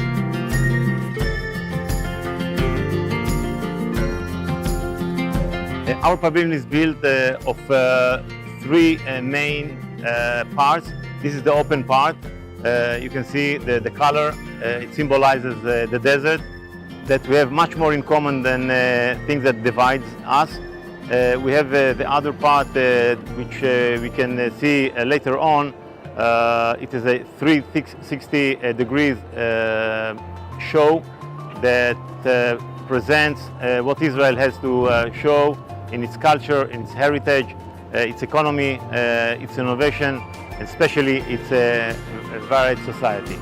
The main message of our pavilion is the future, is tomorrow, is going tomorrow together. As you can see, the logo of the pavilion behind me, it is built of special font, Arabic and Hebrew font. It says Nahwa al-Ghad, El Machar, towards tomorrow. We offer our host country a common future and going there together. Thank you. Thank you, Elazar. It was almost like we were there. If any of you make it to Dubai in the near future, make sure to pay a visit to the Israeli exhibition. Our next guest is a Minister of Interior who is here to talk about the Christian support for Israel and how we can strengthen the bond. Please welcome Minister Ayelet Shaked. Dear friends, Shalom from Jerusalem. It is a pleasure to address this year's Christian Media Summit. Israel's founding Prime Minister David Ben-Gurion declared, "In Israel, in order to be a realist, you must believe in miracles. Israel is indeed a modern miracle. In 73 short years, we have made the desert bloom and transformed a small developing country into the startup nation. Our cutting-edge startups and world-class research institutes are helping solve humanity's greatest challenges, from COVID to climate change and from cybersecurity to the safe and secure cities of the future. This modern-day miracle is helping expand the cycle of peace throughout the region. As I saw on my recent visit to the UAE, where I met with the Deputy Prime Minister, we share many of the same challenges that can only be overcome through cooperation and dialogue. I strongly believe that the Abraham Accords will continue to expand as more and more countries realize that the miracle of Israeli innovation, creativity, and resilience is key to finding solutions to our region's most pressing problems. Yet, while Ben-Gurion was right that in Israel, to be a realist, you must believe in miracles, it is also true that in Israel, to preserve the miracle, you must be a realist. We must be realists in the face of those calling on us to retreat from parts of our homeland. We must recognize that every time Israel has retreated from a piece of territory, the territory turned into a launching pad of Iranian-funded terror. This is what happened in southern Lebanon with Hezbollah and in Gaza with Hamas, and this is what will happen if, for God forbid, we were ever to give up our biblical heartland in Judea and Samaria. We also must be realists about the true nature of NGOs that pretend to be committed to human rights but are in reality tied to deadly terrorist groups and the anti-Semitic BDS movement. However, it is not enough just to defend ourselves from terror and anti-Semitic incitement. We must also continue to build. In the book of Genesis, chapter 13, God tells Abraham, "Raise your eyes and look north, south, east, and west. For all the land you see, I will give to you and your offspring for eternity." One of the main goals as Minister of Interior is to build new cities and neighborhoods throughout the land of Israel, from north to south and from east to west. This is the fulfillment of the Zionist dream today and of the promise made to Abraham long ago. Dear friends, the Christian media, the Christian communities around the world have an extremely important role to play in sharing the story of miracle of Israel and shining the light on the realities of our fight against terror and BDS. Thank you to all of you for your friendship and dedication to the State of Israel and your commitment to its strong and flourishing future. We deeply, deeply appreciate it. I wish you all a fruitful and enjoyable summit. May you be blessed with all the blessing of health, peace, and success. Thank you very much. Thank you, Minister Shaked. Indeed, shining the light on Israel's efforts to combat BDS and terror is an important task we can all work on. The Abraham Accords changed everything we know about the relationship between Jews and Arab in the Middle East. Looking back to a year since its signing, our next panel will discuss whether in a post-Abraham Accords region is the Israeli-Palestinian conflict national or religious. We invite Maayan Hoffman with the Jerusalem Post to introduce the guests of our next panel. Thanks so much, Hadassah. This panel, as we said, is about the impact of the Abraham Accords on the economy, the culture, and collaboration in general between Jews and Arabs in the region and around the world. We have with us some very exciting speakers. Rabbi Abraham Cooper, the head of the Simon Wiesenthal Center, Yusuf Haddad, an Arab Israeli who runs the Vouch for Each Other program, Susan Hassan, Director of the Middle East Economic Relations Department at the Ministry of Foreign Affairs, and with us here, MK Ruth Wasserman Lanze. So let's get started. I actually want to start with you, Ruth, because you're serving as the head of the Abraham Accords Caucus in the Knesset, and you're really working hard on day-to-day practical political collaboration between the countries. Give me an example of one or two wins that you've had in this last year. So first of all, this is the very first caucus, a parliamentary caucus that has been established in any parliament in the world regarding the promotion and implementation of the Abraham Accords. I'm very proudly standing at the head of it. And one thing that we have done, we already represented this caucus and its objectives in the Abraham Accords Institute for Peace in Washington, which is headed by Jared Kushner and Chaim Saban. And we actually, I think, merited the support of both Republican and Democratic congressmen and senators, which is so important. And so hard to do. And so difficult to do, exactly. And by the way, it is not very easy to reach that bipartisanship also in the Israeli Knesset these days. In fact, I represent the coalition at the moment. My co-chair, MK Ophir Akunis from the Likud party, represents the opposition. And in fact, we together are truly representing a kind of a statement saying that peace or regional cooperation really surpasses politics, which is something that I feel as a first objective is a very big win in terms of what we are trying to portray vis-a-vis the Abraham Accords. So fascinating, and it's amazing that something like that can exist, both, as you said, bringing together here in Israel, bringing us around the region and impacting in the United States. I want to turn over to you, Susan, and ask you a little bit about what is going on with trade. Can you just give us first an estimation about the trade volume that's going on between the two countries? Of course, first of all, good evening. I'm very happy to be here with you this evening and very proud. I have a confession even as a graduate from a Christian school in Haifa. So I'm always very happy to be a guest in these events.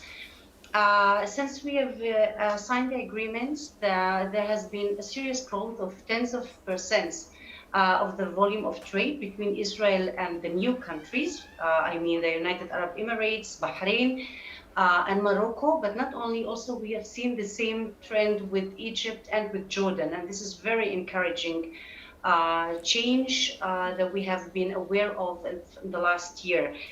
We are speaking about billions of dollars volume of trade. I'm speaking only about the official numbers that still do not refer to the volume of services and tourism, and we think that it's much higher than that. This only shows the big interest, mutual interests of these countries in Israeli technologies and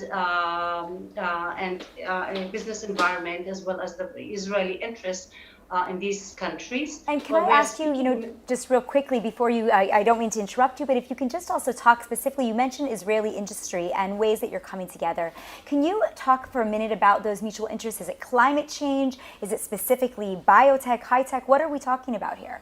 Well, definitely climate change is a very hot topic. We are talking about desertification, we're talking about food and water security. These are joint topics that we face them here in Israel and also in the Gulf countries and North Africa. And also we're talking about a different approach to the technologies, mentioning the interest of specifically the United Arab Emirates to have the Israeli startups from a stage of a startup to scale up. That means that to support the development in United Arab Emirates, to produce and to give them the opportunity to have global trade through their centers and facilities as a trade hub in the Gulf countries. That's incredible. Now, I want to actually take us a little bit from the outside here into the inside. And I want to talk to you, Youssef. Thank you so much for being here today. Now, you're on this panel because your organization specifically fights to tell the real story about Israel from the perspective of an Arab Israeli. An Arab Israeli who lives in this country, who prospers in this country, but also recognizes that there are some challenges to being an Arab Israeli in this country. So just briefly, I'd actually like for you to tell our viewers what exactly it is that you're doing. So thank you for having me, first of all. I'm the CEO of the organization that called Together Vouch for Each Other, which is an Arab-Israeli organization. It was founded by young Israeli Arabs that fed up with the current situation. Now, although we are not a political organization, but we actually start our work because of our political... if you can, try to capture the screen. Sorry, there's someone is in. Thank you. Rabbi, can you please mute? All right. So, so as I said, we actually started our activity because of our politician. That for us, we saw that they're not working for our society. They're actually doing everything but working for us, shouting Gaza, shouting Jenin and Ramallah and Nazareth, Rahat, and Sakhnin and Shfa'amer, which is cities and villages here in Israel. And we focus also on treating the main problems in our society, from dealing with the huge violence that we have here, equality, racism, and as well as education and better infrastructures. And last but not least, as you mentioned, as Israeli Arab, as minorities, Christians, Muslims, Druze, Bedouins, we go and we speak about Israel. We say the truth, we show the facts, and we're not afraid as well to criticize our country because first, we are citizens, and second, unfortunately, there is no such thing as perfect country and perfect society. But what we would do is we actually also try to find solution with the Jewish society. So what I'm trying to say is basically bringing the Arab society as much as possible and closer to the Jewish society and the Israeli society, bridge gaps and work together in a better society here in Israel. So, Yusuf, have the Abraham Accords made your job easier, harder, different in any way? So definitely we can today speak about the fact that a lot of Arabs around the world more interested in hearing and listening about the Israeli Arabs. They had no idea, some of them at least, had no idea that there are 2 million Israeli Arabs. They're always familiar with the Palestinian, whether it's in Gaza, whether it's in the West Bank. But they had no idea, for instance, that the head of the biggest bank here in Israel is Professor Samer Hajjahia, which is an Arab Muslim from Taibi. They had no idea that half of the soccer team is actually from the Arab society. They had no idea that we can elect and we get elected. I'm sure member of Knesset Ruth has friends from the Arab society as member of Knesset, and she knows exactly how hardworking they're doing, especially right now in the coalition. People in the Arab world had no idea about that. And the fact is, because of the Abraham Accords, I literally came back from Dubai yesterday. Amazing Expo Dubai is really incredible. amazing. And it's amazing to hear this story. I mean, to hear you and your enthusiasm and your passion, it's incredible. And I want to take it over to another passionate and amazing individual who we're very honored to have on this panel, which is Rabbi Abraham Cooper. Thank you so much for being here, Rabbi Cooper. My honor. Thanks for having me. Of By the way, course. did you notice a miracle that just took place? You had a young Arab asking a rabbi to mute himself, and he did. That's peace right there. So tell me, how from your perspective, let's look from a global perspective. You sit in Los Angeles, you're very in tune with what's going on here in Israel, around the world. How did the Abraham Accords affect the Palestinian-Israeli conflict? Well, first of all, I was at the signing ceremony at the White House. Incredible. The Wiesenthal Center's first visit to UAE was 14 years ago. We have close relationship with King Hamad in Bahrain. But basically, the signing ceremony crushed the prevailing view that we've all held for decades, that the Palestinian-Israeli conflict is at the center of the overall issues in the Middle East. And without solving that first, there would be no peace. So we're now past that. It doesn't mean we have to pay less attention to bringing about peace between the immediate neighbors. It means, as I saw when I brought 24 faith leaders 4 years ago from Bahrain to Jerusalem, that when Israeli Arabs, Jews, and Palestinians see people from the Arab nations coming and just interacting in a normal way, that long range will be the game changer. Let's remember that diplomats sign documents and treaties, but only people make peace. It's an incredible end of a sentence there. Only people make peace. So let's talk about people. In the end of the day, we have three religions: the Jewish religion, the Muslim religion, and Christian religion. And especially here watching this summit, what is your thoughts? Is there now more willingness, for example, for Jews and Christians to engage with more moderate Muslims today after the signing of the Accords? Well, what we have to do, especially those in the faith community, is we have to smash the old stereotypes, not in a kumbaya way, but a very practical way. The way to do that is to actually interact with other people of faith, in this case, Muslims primarily. And what we have experienced over the last 15 years plus is that when you have that person-to-person contact, when you're able to develop trust, when you bring your values to the table, unfiltered and unadulterated, that's the basis for true dialogue. That's true. That's why we look at it as multi-faith. We're not interested in converting anyone. And we work very closely with Christian friends who are committed to the same thing, of simply mutual respect to all faiths, Abrahamic faiths and beyond. And it's the faith leaders who can take the lead if they bring honesty, trust, and their values to the table. Interesting. I want to turn back to you, okay? Ruth, tell me, from your perspective, in the caucus, are there also Arab members of the Knesset inside the caucus? How is that working, and is what Rabbi Cooper describes going on in the caucus? I think that the caucus actually comprises a member of each and every party apart from the United Arab List. In fact, we even have a member of the Ra'am, the Islamic Movement Party, and I think that it really illustrates the bipartisanship of supporting the Abraham Accords. There is, of course, I would say, an official stance taken by the MKs.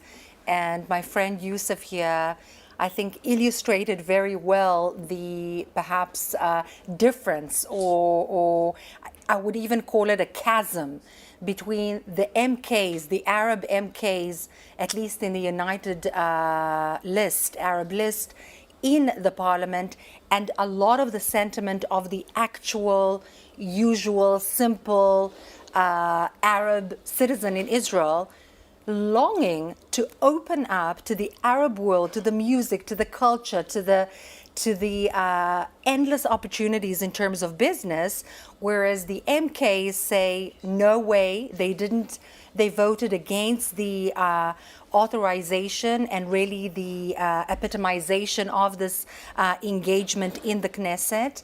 And again, that I think emphasizes the difference. There is more of a stringent stance taken by the MKs, the Arab MKs, whereas there is a sense of wanting to integrate amidst the Arab citizen within Israel.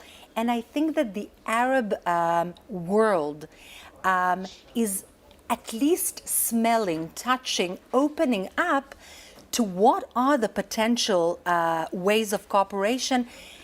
Given the Abraham Accords now, something is opening up, and it is, in fact, a game changer. Amazing. And that brings us to a very important question, a game changer. Jerusalem is the capital of Israel for the Jewish people, but we still don't have recognition, despite the Abraham Accords, of Jerusalem. I'm just curious, Rabbi Cooper, I think you would be the right one to ask that. Do you think that somewhere along the way, with growing relations between the countries, that some of these Arab nations might recognize Jerusalem as the capital of Israel? Well, it's very clever of you to come to a person who has no connection to governments or diplomats. So, of course, it's in our prayers. But the most important thing that faith leaders, and especially Christian communities throughout the world and the U.S., is to just bring people to the streets of the Holy Land. I've been doing it with Indonesian groups going back 10 years ago, and many Arab unofficial groups coming through us as an NGO. You know, when there's a piece of the light of Jerusalem that's there for everyone, but you have to be there in order to accept it. I believe that if we lead first with tourism, with mutual programs in education for young people, exposure across the board. I'm not worried about the business folks. They'll take care of it. Inevitably, there'll be an embrace of Jerusalem that we'll see is Israel's and the Jewish people's eternal capital embraced. That's the truth. That's the historic truth and reality. But let's do it step by step. First step is let Israel, let the people of Israel, the streets of the holy city, sell our destiny. It happens if we can get them to come. Excellent. Now I want to ask one final question for all of you to answer. We have only a few minutes, so please, 30 seconds each. Tell me what you think. What does the future hold for Israel and the Middle East in 2022 with the Abraham Accords at the backdrop? Ruth, you start. Saudi Arabia, Oman, better and warmer relations with Egypt and Jordan, and please God, perhaps a warmer and let's say more kinder attitude towards people within Israel as well, of all colors and religions. Perfect. Susan. I think we're already enjoying warm relations with Jordan and Egypt, and we are very glad for that and looking forward to strengthening more the relations also with other countries in the region.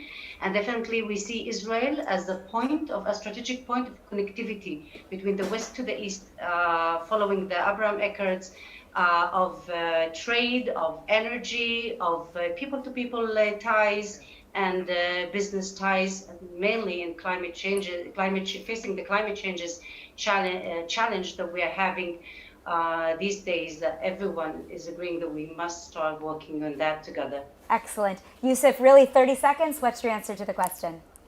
You know, I like to talk a lot, so that's why the wording. That's why I said that 30 seconds line. And by the way, before that, I have to say something about what Ruth said at the end. By the way, when I came back from Dubai, 80% of the on the airplane were Israeli Arabs. So we understand how far away from the politicals. As for your question, I'm going to surprise you and tell you that the Abraham Accords are an opportunity for the Israeli Arabs and the Jewish Israeli to come more closer and closer. One, I see that there are a lot more Jews want to learn Arabic. Yes. And by the way, this is something that me and MK Ruth are actually working on. So soon you will hear about this initiative. And second, I do believe eventually that the Israeli Arabs are the key for the ultimate peace in the region, when we are an integral part of the Israeli society, and we will be in every aspect, in every office, represented as should be, as proud Arab and as proud Israeli. And we're proud of that. That's excellent. And Rabbi Cooper, 30 seconds from you. Right. Well, the Talmud admonishes the Jewish people that in our time, only fools prophesy. So thanks for this final opportunity to What does it to say look this about way. us? Thanks so much, Rabbi Cooper. I would just say one thing, that to deepen the DNA of peace and spread it, we're going to need not only the economic, but the faith leaders, the Muslim, Jewish, and Christian leaders, to expand and deepen that through education, through visiting each other, and through our prayers. Amazing. Well, thank you all so much, MK Ruth Thank Wasserman you. Lande, Susan, Yusuf, and Rabbi Cooper for being with us today. Thank you very much. Thank you. Wow, thank you. That panel was exceptionally interesting. Thank you, Maayan. Thank you, Rabbi Cooper. Thank you, MK Wasserman Lande, Sosen Chasson, and Yusuf Haddad. Your insights were just remarkable. Next, I would like to introduce two key figures in the Black Christian community. Let us say hello to Bishop Glenn Plummer and Dumisani Washington, founder of the Institute for Black Solidarity for Israel. They will talk about the Black support of Israel, the changes happening, and the opportunities. Please. Thank you so much for being here. We've got Reverend Glenn Palmer over here, and I think they're on Zoom. We're going to have also I hope I say this correctly, Dumisani Washington. And as we said, we're going to be talking about the Black community, Black Zionism. And I think if we had thought back even a decade ago, those terms might not have even been terms that we heard about, Black Zionism. So I want to turn to you first and ask you this question. What is Zionism and the Black church?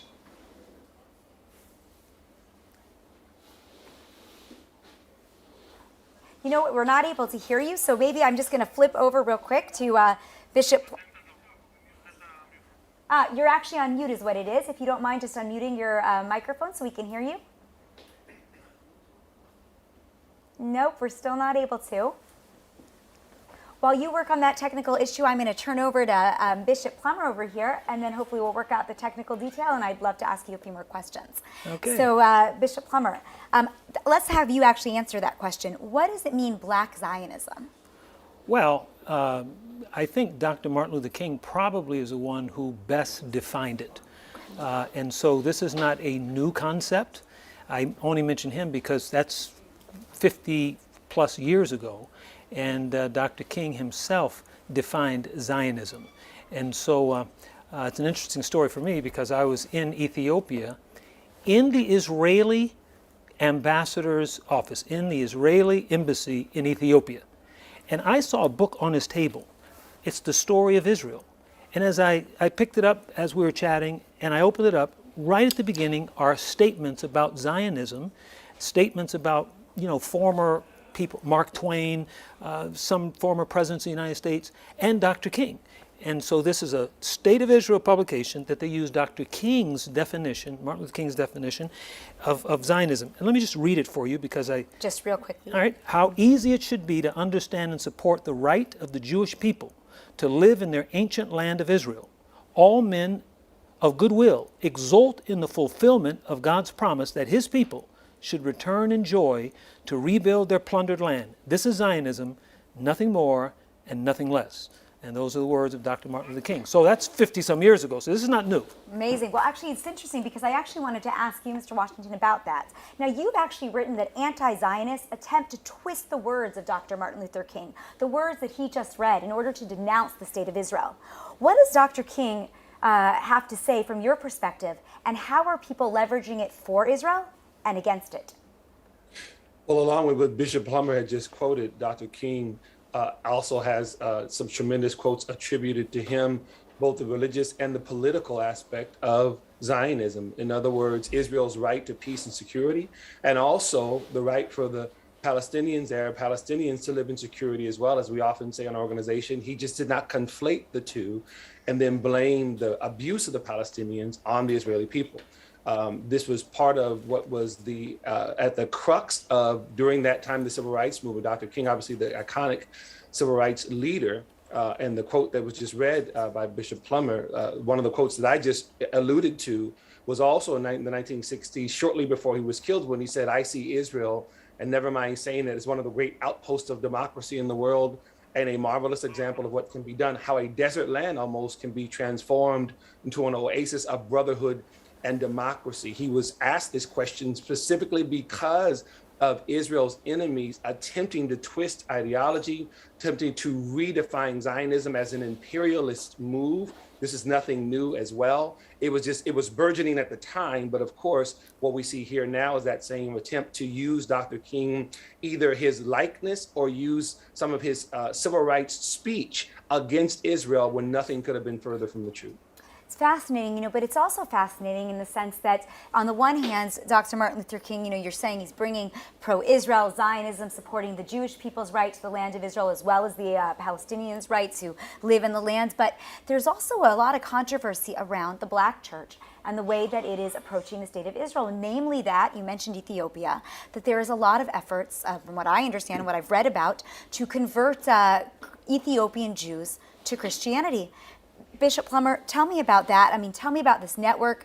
How do you see that from your perspective? Is this a misperception, or is this what's going on? It's not a misperception. It's just a false narrative. Okay. It's just not true. Now, the Ethiopians, for 2,500 years, some say 3,000 years, have been Jews in northern Ethiopia, under military threat, under all, and they have remained Jews. So to suggest, by the way, whoever made that statement, I think it's one or two people, completely baseless, and I've been trying to find out. We have a church, we have 6.5 million members in the United States. I'm not aware of one incident, not one incident, of any Jewish person, not just an Ethiopian Jew, a Russian Jew, a European. You don't think there's any missionary activity going on at all? Well, I can speak for our church. Oh, for your church. And I speak for our church. And our church is the largest Black church in the world, okay? And so I'm telling you that I'm not aware of that anywhere, certainly not here in Israel, okay? And so, I've been coming here to Israel for 25 years, okay? You moved to Israel. You live now in Israel. My wife and I have lived here for a year. There's never been one incident of that I'm aware of. And so... So you feel like there's a lot of false controversy going on around the Black church, and maybe No, I wouldn't agree with that statement. You wouldn't say that's false? No, I say that's false, because the controversy around, when you say the Black church, let's understand that Black America is not the Black church. So define the difference for us. In fact, I believe that the Black church, per se, in America is actually very liberal and potentially pro-Palestinian, and not necessarily supporting the country the way the evangelical Black churches are. Is that also correct? Can you define for us, how do you define yourself? So our church is 6.5 million members in the United States, and millions more all around the country. All evangelical Christians? Yes, okay? And so, our position on Israel, we stand with Israel, we support Israel, we celebrate Israel. And as a matter of fact, we're announcing some major initiatives today on what we're doing with Israel and And for we're going to Israel. talk about those new initiatives. I actually want to circle back to that. All right. But I do want to go back to you, if it's okay, and ask you about this question as well. There seems to be a difference between the different black churches in the United States and the way that they relate to the state of Israel. Can you take that question and help define for our audience, when we talk about the black church or African Americans' relation to Israel, what are we actually speaking about? What is the difference between an evangelical black church and black Protestant churches in general? Well, your last part of your question, you kind of underscored what the challenge is. The church, if I could use the term black church, is a very general term like church itself. Many who are watching know that there are literally thousands of denominations within the Christian church. And within black Christians in the United States, there are many, many denominations just in that group as well. And so you have different ideologies, different approaches when it comes to things like particularly the Jewish state of Israel. And that has to do with both the ideology, theology, how that's actually interpreted. So yes, you have some that have a more of a socially progressive mindset. And I mean by that, I'm actually talking about those who consider themselves anti-Israel or quote unquote pro-Palestinian by being definition against the state of Israel. That's a small minority, if you will. The vast majority of black Christians in the United States are pro-Israel. They may not be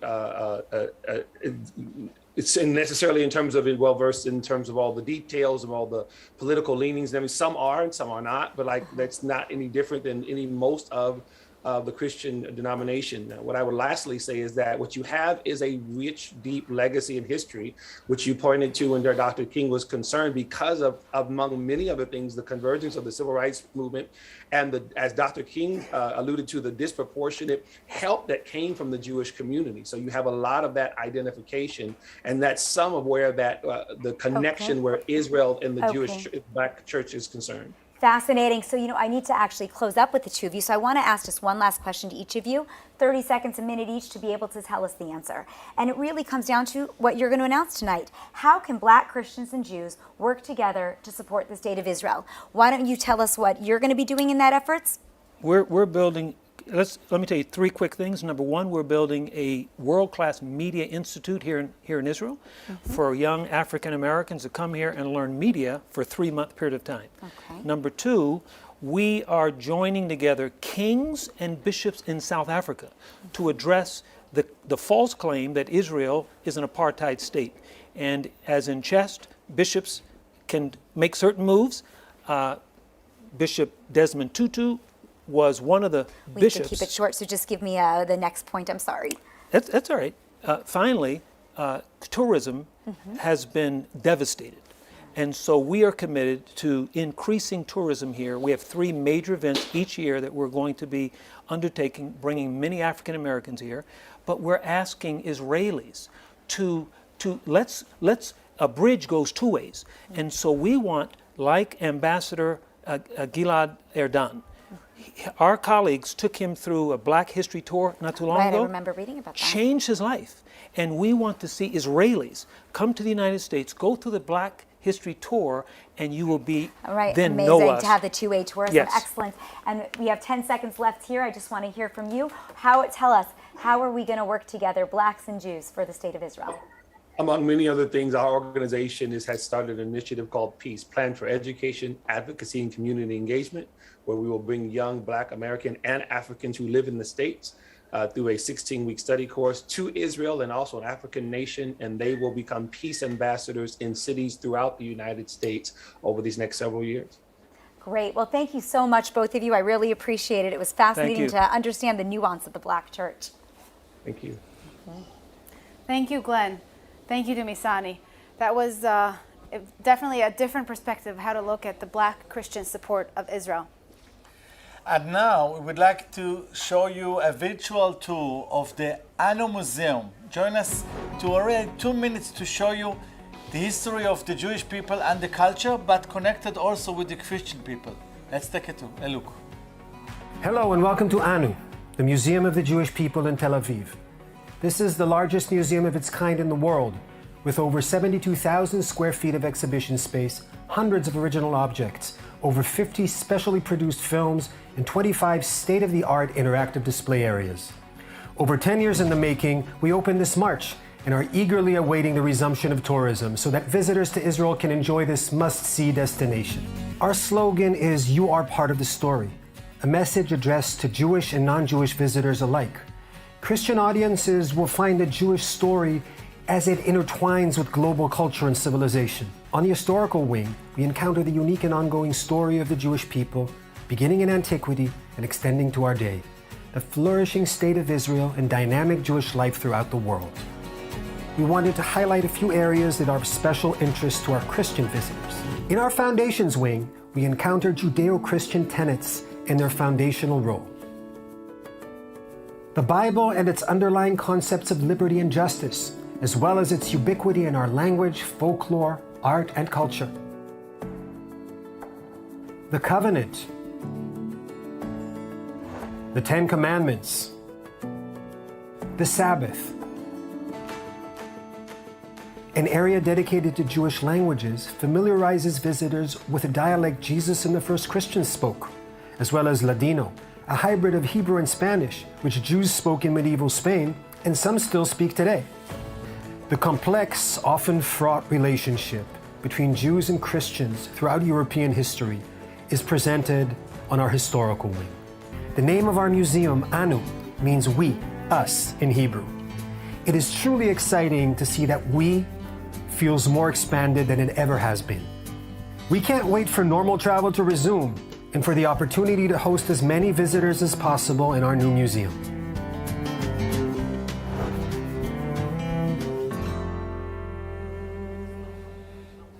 Thank you, the Anu Museum. Joining the Christian Media Summit for the first time, we have Michelle Bachmann, former congressional representative and a passionate pro-Israel advocate. Michelle, please. Greetings and thank you for allowing me to participate in the Israeli Christian Media Summit 2021. My name is Michelle Bachmann. I'm a former member of the United States Congress, and while I was there, I was part of the Israeli Allies Caucus. I created the Israeli One State Solution Caucus, and I ran for President of the United States to oppose Barack Obama's anti-Israel policies in 2012. I was the first Republican woman to run for president who participated in 15 nationally televised presidential debates, and I'm the only Republican woman who has ever won an American presidential primary election contest. I first came to Israel in 1974 when I worked on a kibbutz named Kibbutz Be'eri in Beersheba. Since then, I've been privileged to visit Israel nearly 25 times, both in my official capacity as a member of the United States Congress and later as the co-chair of the Jerusalem Prayer Breakfast. Jerusalem Prayer Breakfast is a worldwide movement of Jews and Christians whose purpose is to pray for the peace of Jerusalem and to stand in support of the Jewish state of Israel and the Jewish people worldwide. Why do we do this? Because of the biblical mandate to pray for the peace of Jerusalem and to bless Israel and to bless the Jewish people. The Abrahamic covenant, as you know, declares God's intent was to locate the descendants of Abraham, Isaac, and Jacob in a specific land, the boundaries of which are laid out in the book of Genesis. This was done, the Bible teaches, to bless all nations of the earth. Israel's purpose, according to the Bible, is to be a blessing to the entire world. Joel 3:2 warns the nations against, first, harming the Jewish people, God's special possession. Second, the nations are warned not to scatter his people among the nations. And third, the nations are told not to divide up his land. Otherwise, the Bible teaches, his judgment would ensue upon those nations. Dividing the land of Israel and giving it to those who are not the Jewish people leads to judgment. The Abraham Accords wonderfully opened travel, trade, and relations between Israel and Arab countries. However, that agreement was based upon an ultimate division of the biblical lands. Since January 28th of 2020, the world has experienced unprecedented turmoil through the COVID-19 pandemic. The economic, emotional, and geopolitical fallout continues to this day. The global impact of national measures to contain the pandemic have led to massive losses of personal wealth, loss of business wealth, loss of personal liberties, loss of the right to travel, and to the rise of intrusive surveillance by big tech interests and by governments, let alone the tragic sickness and death. These consequences continue to this day and show few signs of a return to pre-pandemic liberties and lifestyles. Therefore, we must humbly ask ourselves the question, are the nations experiencing a biblical judgment? Thoughtful lovers of Israel would do well to ponder this question. Jews and Christians alike love traveling to Israel, but tourist travel to Israel appears highly unlikely under the current strict entry requirements promulgated by authorities. Those who have been vaccinated are not allowed to enter Israel if their vaccine was more than 6 months prior to entry. This forces a traveler to get additional shots, even if the traveler can prove they have full immunities and negative antigens. At a time when anti-Israel sentiment is rising and when support for Israel among youth is dropping, it is even more imperative to open Israel to travelers. Once again, let's recall and pray for the peace of Jerusalem. Thank you, Michelle, for your kind words. Introducing next is Walt Simpson, a founder and CEO of God TV. Believe it or not, he's one of the best. Ladies and gentlemen, our hands are stained with blood. Yes, I'll say it again. Our hands are stained with blood. I'm talking about Christians. My friend Dr. Michael Brown, he has a book with that title. And it's all about the horror, the atrocities, the evil, the murder, the sin that was committed against Jewish people in the name of Jesus. Yes, friends. Our church fathers, some of the great leaders, the things they did, they said against the Jewish people. Today we ask ourselves, how is that possible? How could they have done that? And thank God today, we evangelicals are Israel's best friend now. Thank God that we love Israel. We understand the Word of God now. Thank God we're not caught up in that same mistake as some of those church fathers, church leaders. But friends, we need to recognize that, and that's why these summits are so important. Because we need to make sure that, first of all, we as Christians understand how the Jewish people feel, or some of the Jewish people feel, about our religion, Christianity, about Jesus. The things that were done to them cause them pain and suffering. So they're suspicious, some of them. They're not trusting, some of them. They're skeptical. But friends, in spite of that, we have to stand with Israel and do everything in our power to show the Jewish people that we love them and that we are here to support them as Christians. After all, our Bible is a Jewish book. Our God is their God. Our prophets are their prophets. Our Messiah returns to Jerusalem and rules from there. You know, our Bible says the gospel is to the Jew first. So we owe a debt of gratitude to our Jewish brothers and sisters. And as Christian media, we use our platforms to tell the truth about God's people. You know, anti-Semitism comes in every form, in every fashion, every shape, every color, every size. The hatred against the Jewish people is uncanny, it's unthinkable, it's why? There's no reason, there's no rhyme for it. Why on earth are the Jewish people hated so much? Why? Friends, we know at the end of the day it's a spiritual battle. And we know that's where the origin comes from. We understand that Satan himself from the beginning has been trying to destroy the Jewish people because he knows they were chosen. They were chosen to show the nations of the world who the one true and living God is. And they know God's plan for Israel. They know God's plan for Jerusalem. And the enemy knows it and tries to stop it. And then creates lies and does all types of evil to the Jewish people. But friends, God chose them. He's anointed them. And that's why they have affected every facet of our lives.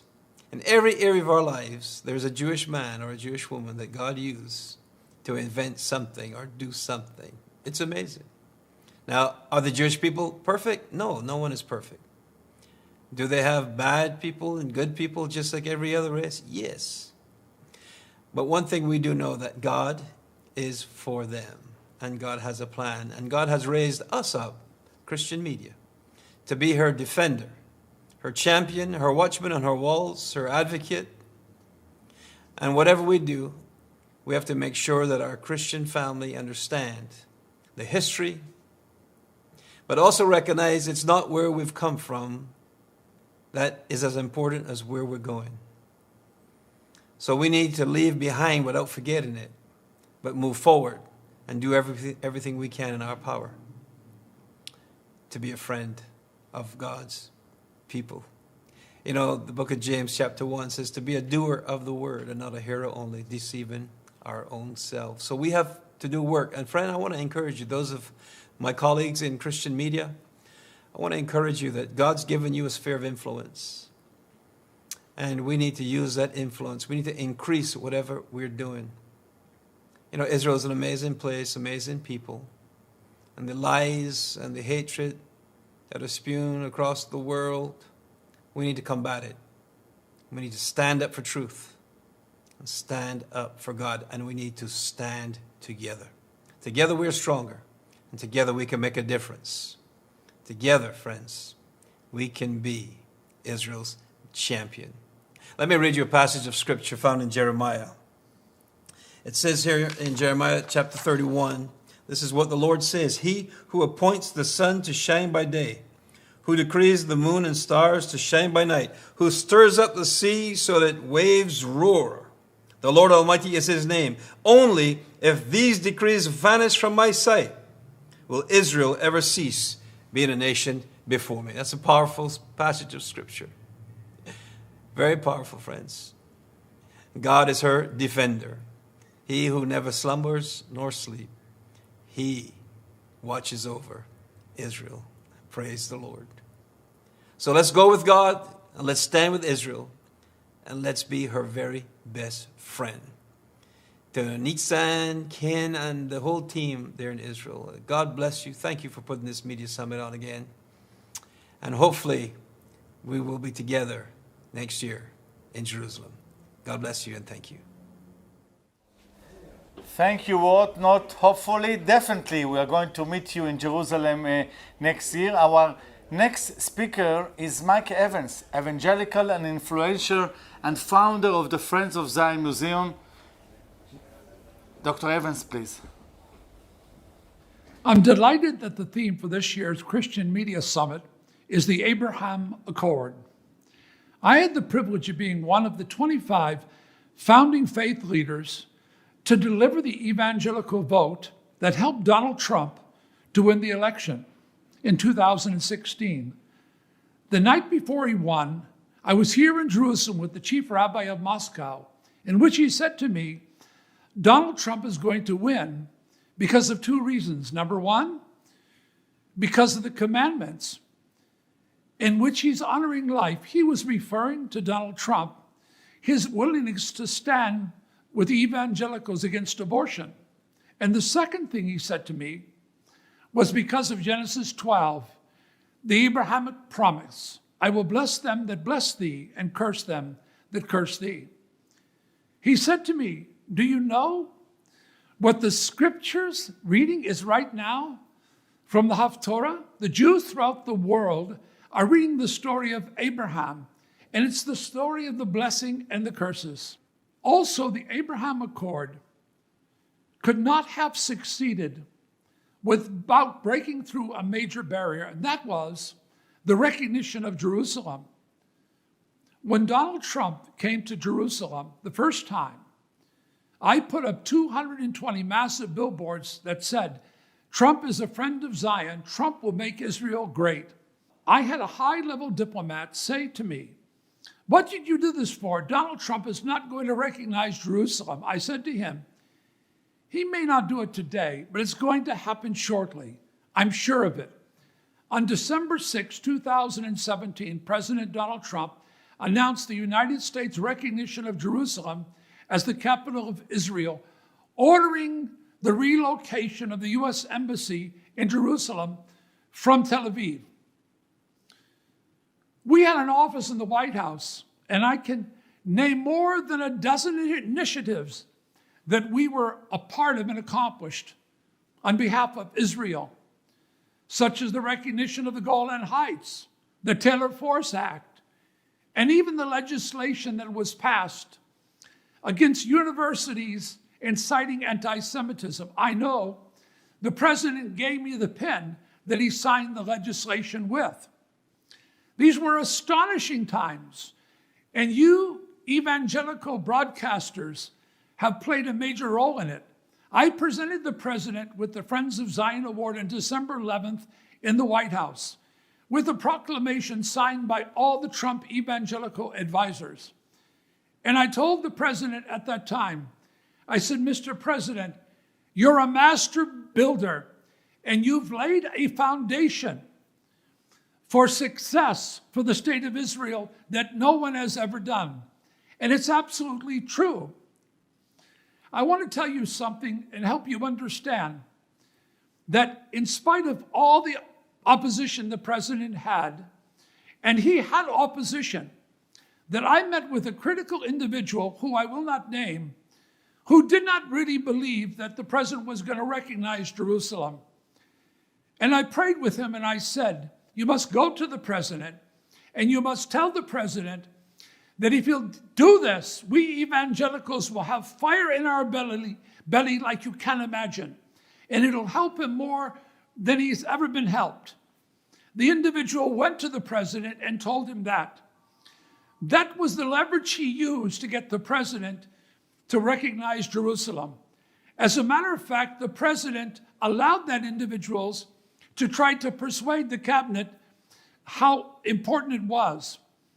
And at the White House, the person called me and said to me, Mike, we did it.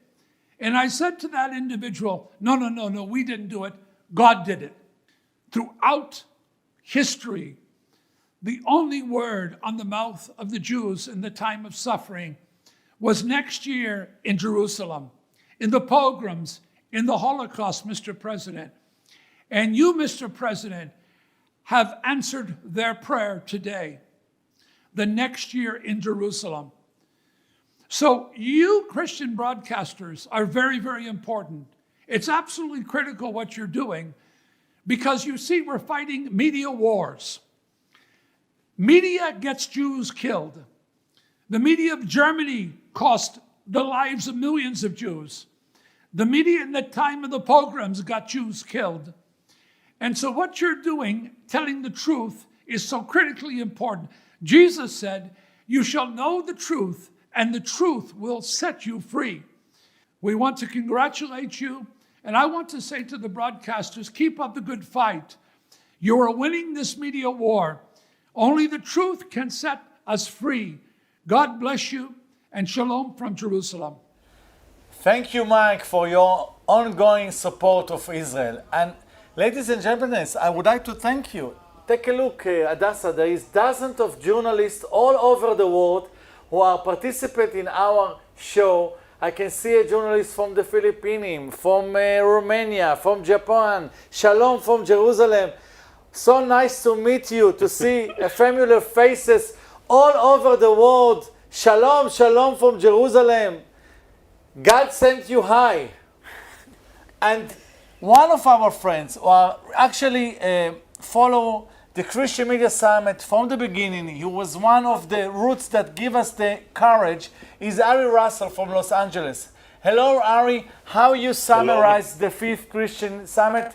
Give us something that we will remember for tomorrow morning, please.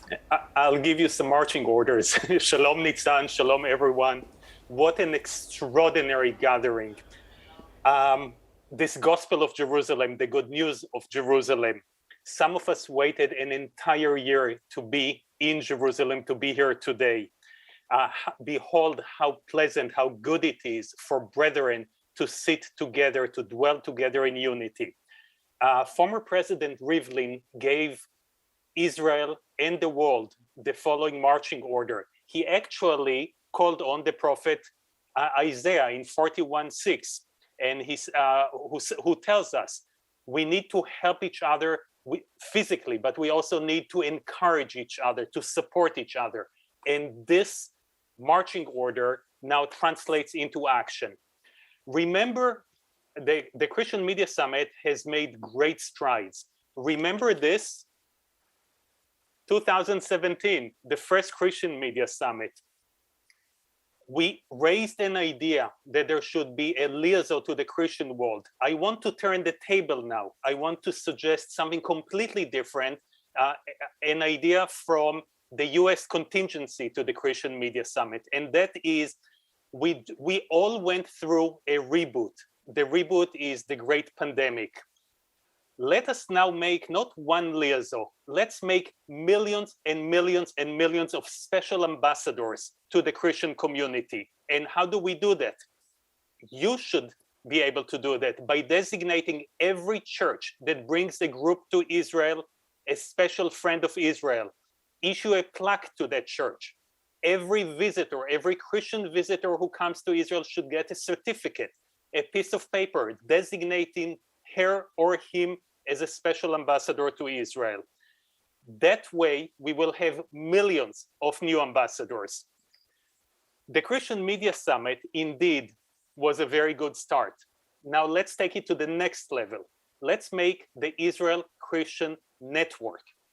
We Israelis, and in Israel, we have a way of working that is, let's launch and forget. You have invested tremendously in us, in broadcasters, in journalists, in people from some 50 countries around the world. But then you send us back, and Nitzan, it's only you and your team and the government press office that insists year after year. I mean, we say that the Jews are stiff-necked people. You insist to bring us back year after year to Jerusalem. Now, let's embark on a new approach. And this is a task for the entire government of Israel. And how is that? My colleague Norma and I have been talking a lot about there is a modern state of Israel, and yet Israelis and Jews can be found everywhere around the world. That's a very strange phenomena. Why aren't all of us back in Israel? Let's now talk about working together. Take the Ministry of Foreign Affairs, the Ministry of Strategic Affairs, the Ministry of Tourism. Take everyone together, join forces, fight on each and every Christian vote, on each and every person that you brought during the past 5 years to Israel, and make a commitment. Let's make together this Israel Christian Network. We can have a blueprint, but right now it's just an idea throwing at you. From all of us around the world, middle of the night in the Far East, morning and early afternoon in the United States, and in Central and South America. Shalom to everybody, and thank you from the bottom of our hearts. Thank you, Ari. Wow, that was really touchful. I think Adasa, that Ari idea was a brilliant idea. We should adopt Definitely it start working for on next year. So thank you all for joining us and staying with us throughout the 5th Christian Media Summit. Adasa, we are here. We are all yearning and praying to meet in person and finally reunite in Jerusalem as we did in previous years. Sanctified by religion and tradition, by history and theology, by holy places and houses of worship, Jerusalem is a city revered by all Abrahamic religions. Jerusalem was conquered, razed, and now rebuilt. Jerusalem is here in our heart, waiting for you to come and visit. And to that we say together, next year in Jerusalem. God bless us all. Shalom from Jerusalem. See you next year.